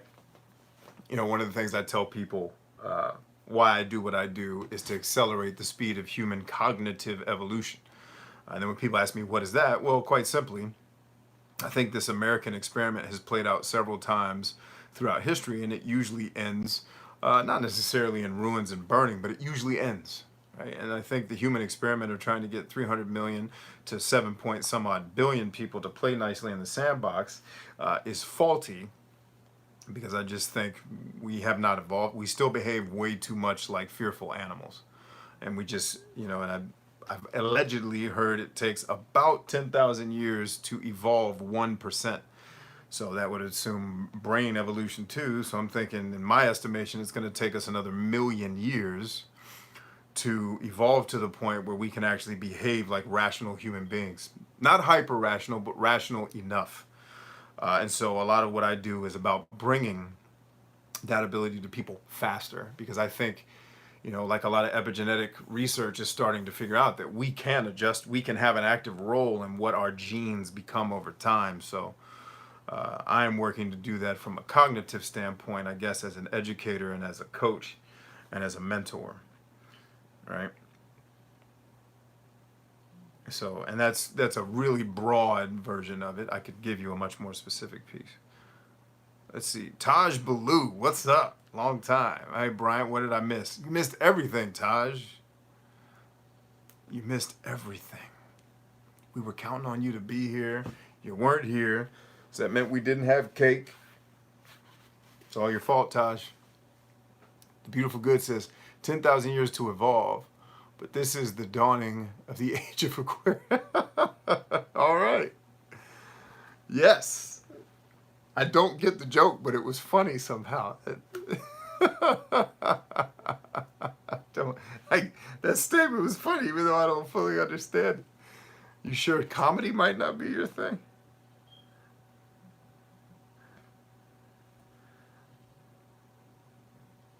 There it is. Getting all these follows on Twitch. I appreciate that, guys. Let's see. Genevieve wants to manage my personal finances. She can go jump off a bridge.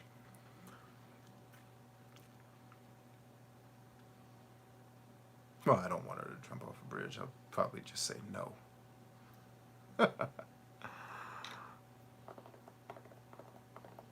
No, I remember the song. I totally remember the song. I didn't like the joke. Maybe I need to remember the lyrics to the song.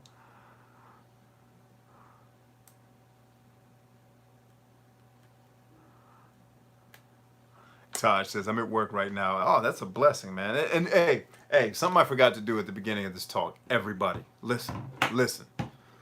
Thank you. You guys really, I don't know that I can communicate enough how much I appreciate that you spend time hanging out with me on the internet. It really means the world to me that any of you would come out and listen to the rantings of someone who's just trying to figure this life out with you, and that any of you get any benefit from it. That's a huge blessing, and I'm always glad to hear that. That's why I do what I do. Like Taj saying they're at work watching this, that's huge. Now, hopefully, you're not costing your business any money, but you know what? Just tell them you're taking training, and then you're good. Right? A lot of what I teach here can help you get better at your job. So there you go. So yeah, I can be kind of crass. I can be somewhat direct and harsh at times, but you know, in my heart, I really do have a ton of gratitude for those of you that come on these talks and hang out. You know, especially because my whole YouTube existence has always been so unpredictable and so erratic in terms of there's no schedule. Sometimes you get notice less than 24 hours before I'm going to stream. And I won't say that's by design, but it's, you know, I just have a fundamental belief that the people who need to be here and are aware of it will be here. You know, could I send out emails to my mailing list every time yeah, I could do all that. I'm not gonna, because this will be recorded after the fact anyway, and they'll be able to listen to it.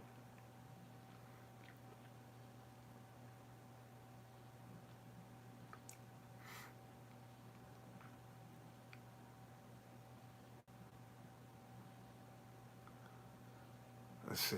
Hey, at least the training isn't death by butcher board. Yeah. Or PowerPoint. Oh, man. No doubt. See, Alyssa says, if any of you missed the humbleness lesson, that's what looks like. The humbleness lesson was fun to do.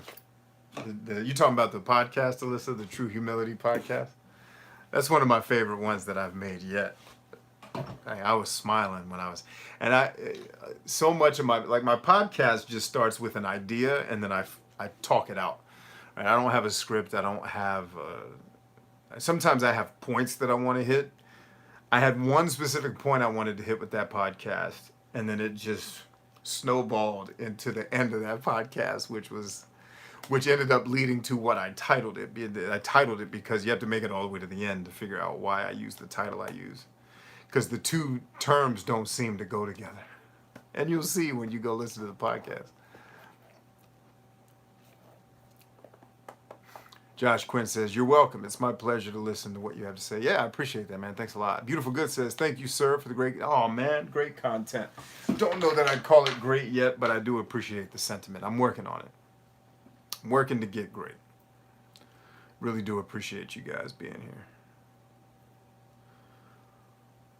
Does anybody else have any other questions? A number of you answered the question that I asked. But I know that's kind of a deep existential question to ask somebody on the spot. Some of you may not know, and I'm sure you don't want to be like, I have no idea in the comment section, so I respect that. So I'll give you guys a couple minutes because I know YouTube has about a 15-second or 10-second delay. Andrew says, no, sir, not at this time. I'm not used to people calling me sir. That life was many, many years ago when that used to happen, and I still felt weird when people called me sir, even when they were supposed to. Taj Blue says, this goes both ways, Brian. I appreciate you taking time to go out of your way, helping people. Oh, and by the way, we're going to do an after-party stream. When we're done here, I'm switching over to Twitch.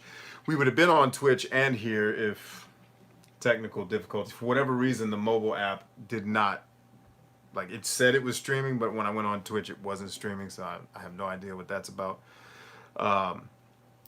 So after this, we're going to stream. I think I'm going to play, this together. We're going to hang out and play Bloodstained Ritual of the Night, which I felt like I should have waited for Halloween to play this, but I'm also working on some of my old school YouTube followers will enjoy this. I'm working on a quasi-documentary series for games that I'm playing through. The premise of the show is, a combat veteran who has struggled for years with chronic PTSD tries to recapture the joy of his childhood through playing video games. And kind of the conflict in the show is obviously the war veteran with chronic PTSD. But the further conflict in the show is that most of the games this person experiences probably make his PTSD worse. And I don't mean that, I'm joking, but it's most of the games that I play, modern games, they annoy the hell out of me. It's just there's so much talking, It's like in Bruce Lee, I just was Bruce Lee and I beat people down for 20 minutes until the game was over. I don't need all this extra. Like even Bloodstain, which I'm enjoying the game quite a bit, but they're telling this elaborate story. Like, listen, man, Dracula's killing people. We got to kill Dracula. Let's go. Get in the car. Why are we talking about it?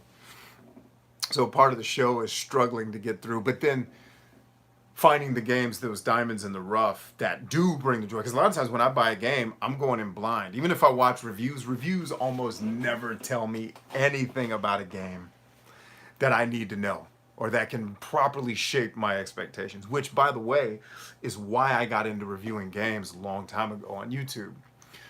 Which, by the way, is a great way to start a business, is to find something that frustrates the hell out of you that you are good at fixing, because there's probably a lot of other people who have the same problem as you. And, so I'm finding those diamonds in the rough. I'm finding the Bloodstains. I'm finding the Nier Automata games. And, but I'm also going back to the past and experiencing these nostalgic games. Like I can't wait until in my collection I have Musha for the Sega Genesis. Because I'm going to play that game on Twitch nonstop. Well, not nonstop. The game takes like an hour to beat. But yeah, I'm going to definitely do a show about Musha. But I think my first episode of the show is going to be for Bloodstained. So we'll see. We'll see if I'm actually able to pull it off. Right now, it's just a creative idea that I'm playing around with.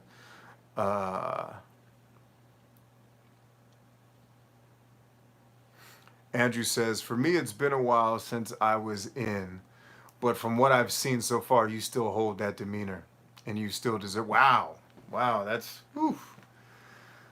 that's probably more honor than I deserve, brother. But I appreciate that. I really do. That's super kind words. I see Beautiful Good says Asians.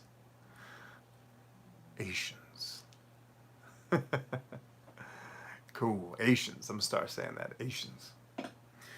So yeah, we're gonna after party with Bloodstained. I don't know, maybe we'll play other games too if I just get the urge. You could play it nonstop.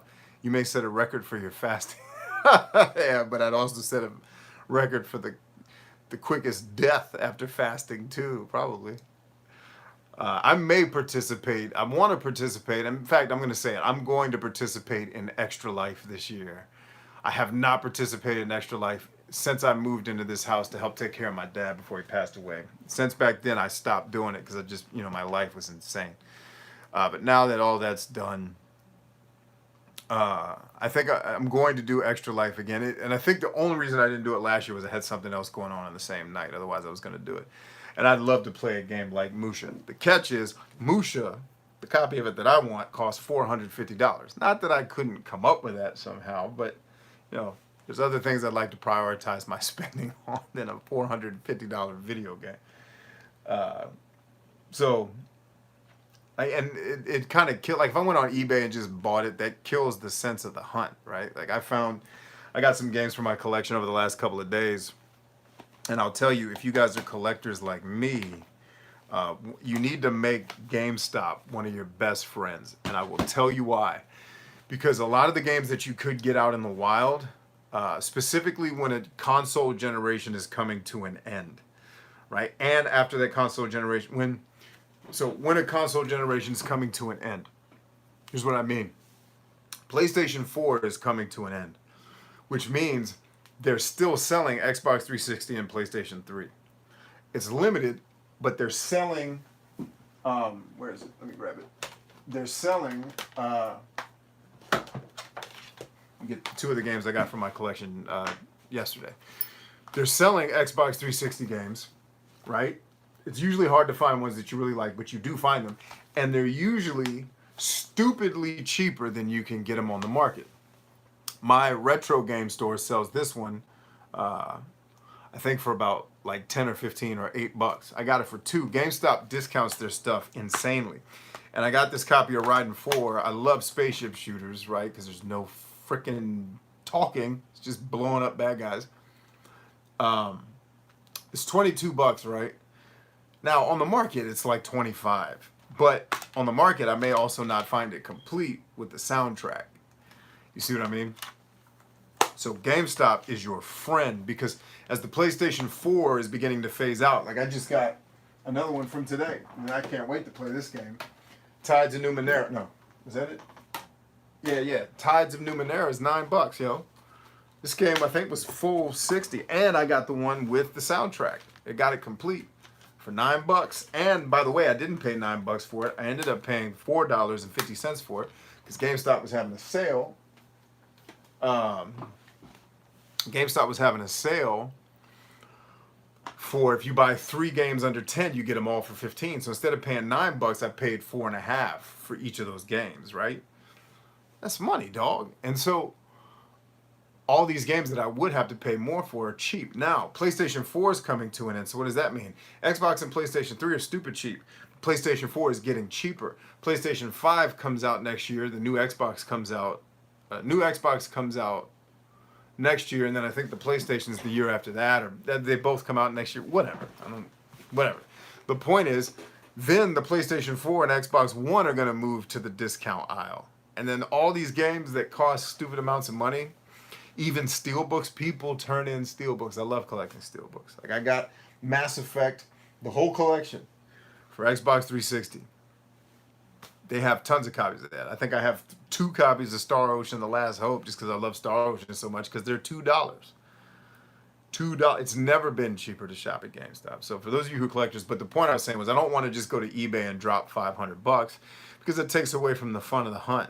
Like especially I find a lot of deals on Craigslist and Facebook. So it's like, yo, I've had people sell me stuff and I'll tell them like, you know, this game you got. It's like, dude, literally, check this out. I got this Sega Genesis and it has the high definition graphics, right? With all the cords working, because I went and I had the guy meet me at my local game retailer. I need to dust this thing. Oh, I need to clean it. $10. This is $40 on the market, and it's got the weird, whatever the AV thing is in the back. It's got the good one that everybody wants, because there was like 6 different versions of this. All right, so I got the good one. That's $40 easy on the market. Starting.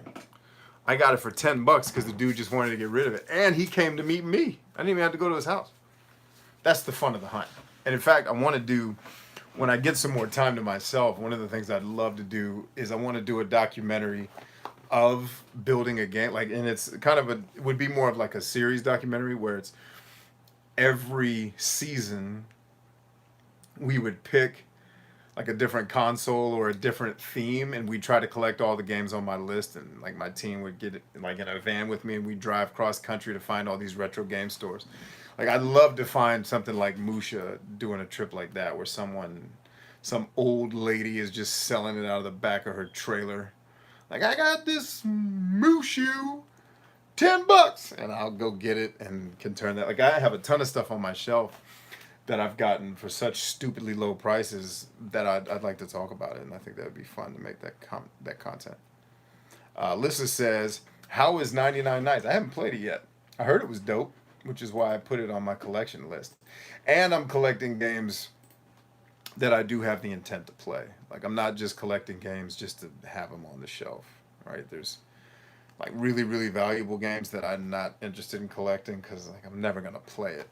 I just don't care. Like, so I'm collecting stuff that I don't know if I'll ever get around to playing all of it, but I'm collecting things that I do have the intent to play. Like I thought about getting a complete in-box Nintendo NES set, which would take years to do if I didn't just spend, probably close to $200,000 on eBay.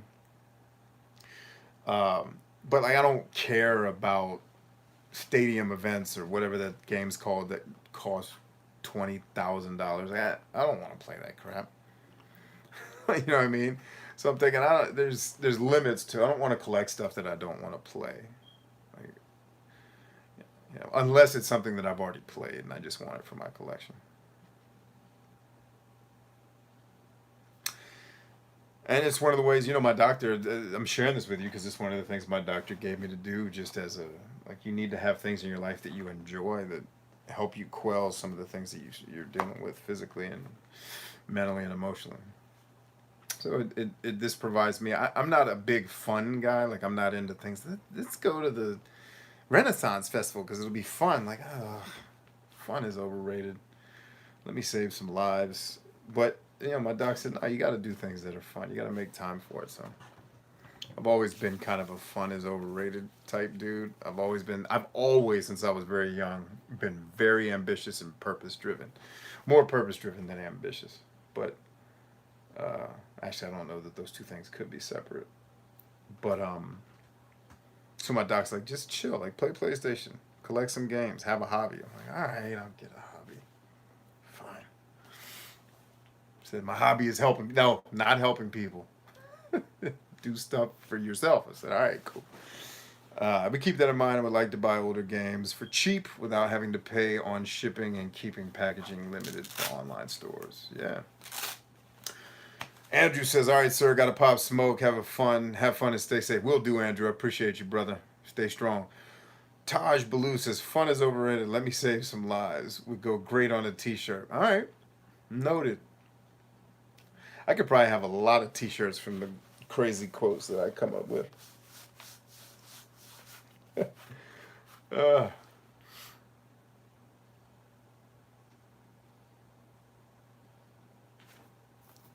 right, last call for questions, y'all. I'm going to go eat a snack, and then we're going to play some Bloodstain together.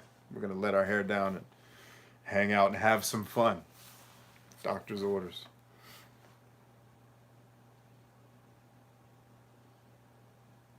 And my beard is getting extra luxurious.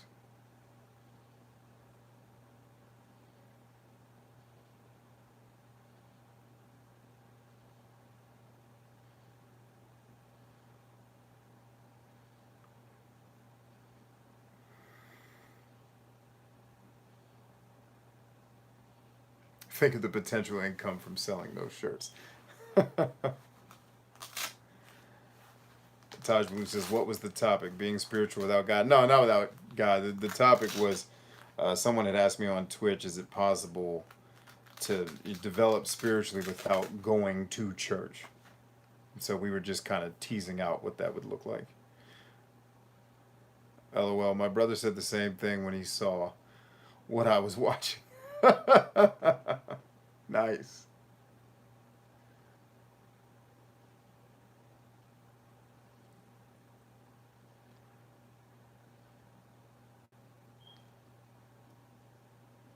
Oh, did you guys catch what was on my shirt tonight? You guys see that?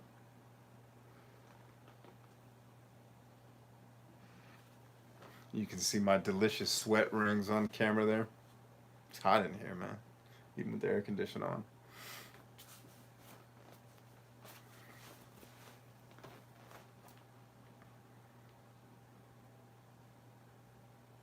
All right, last call for questions. Going once.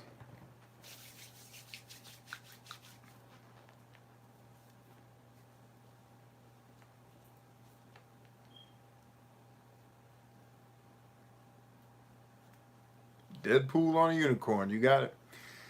Todd says, caught your attention when you seen the title because you're in the midst of going to church and sticking with your own beliefs. Okay, cool.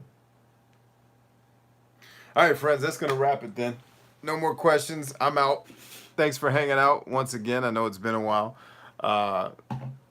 We'll figure out what the next stream looks like. I know we did it on YouTube tonight. It's because I had some technical difficulties. I actually preferred to do this on Twitch, but I know there's still some of you in the YouTube space who haven't followed me over there yet. So I am going to encourage you one more again. I'm going to post the link to it right there to follow me on Twitch. I know a number of the YouTubers have said, you know, we don't do Twitch, blah, blah, blah. And that's cool. I can't force you to do it. But I will say that you're missing a good amount of content in that space. Also, for those of you who answered a lot of the polls that I've been asking you about where you consume your podcast, for example, I now am starting to upload the podcast to YouTube. So if you've been looking at your feed, I don't show up in most of your feeds, but that's okay. Every day we've had a new episode of the podcast, going all the way back to episode 1. I think today was episode 4. So in about 70 plus days, we'll be caught up ish to where basically what's going on YouTube will be just behind what's happening in real life. Right now, you're about you're a little over 2 months behind. But if you haven't been keeping up with the podcast because you don't want to listen to it on iTunes or the podcast app or whatever you do on Android, then YouTube will give you an opportunity to catch it that way. So, with that in mind, my friends, it has been a distinct pleasure and an honor to share time with you. Thank you for doing it. I will see you all again soon, and hopefully I'll see most of you over on Twitch. Give me about somewhere between 15 and 20 minutes to get set up over there. I gotta go eat a snack. All right. Anyway, I love you guys dearly. We are stronger than I. I'll see you soon.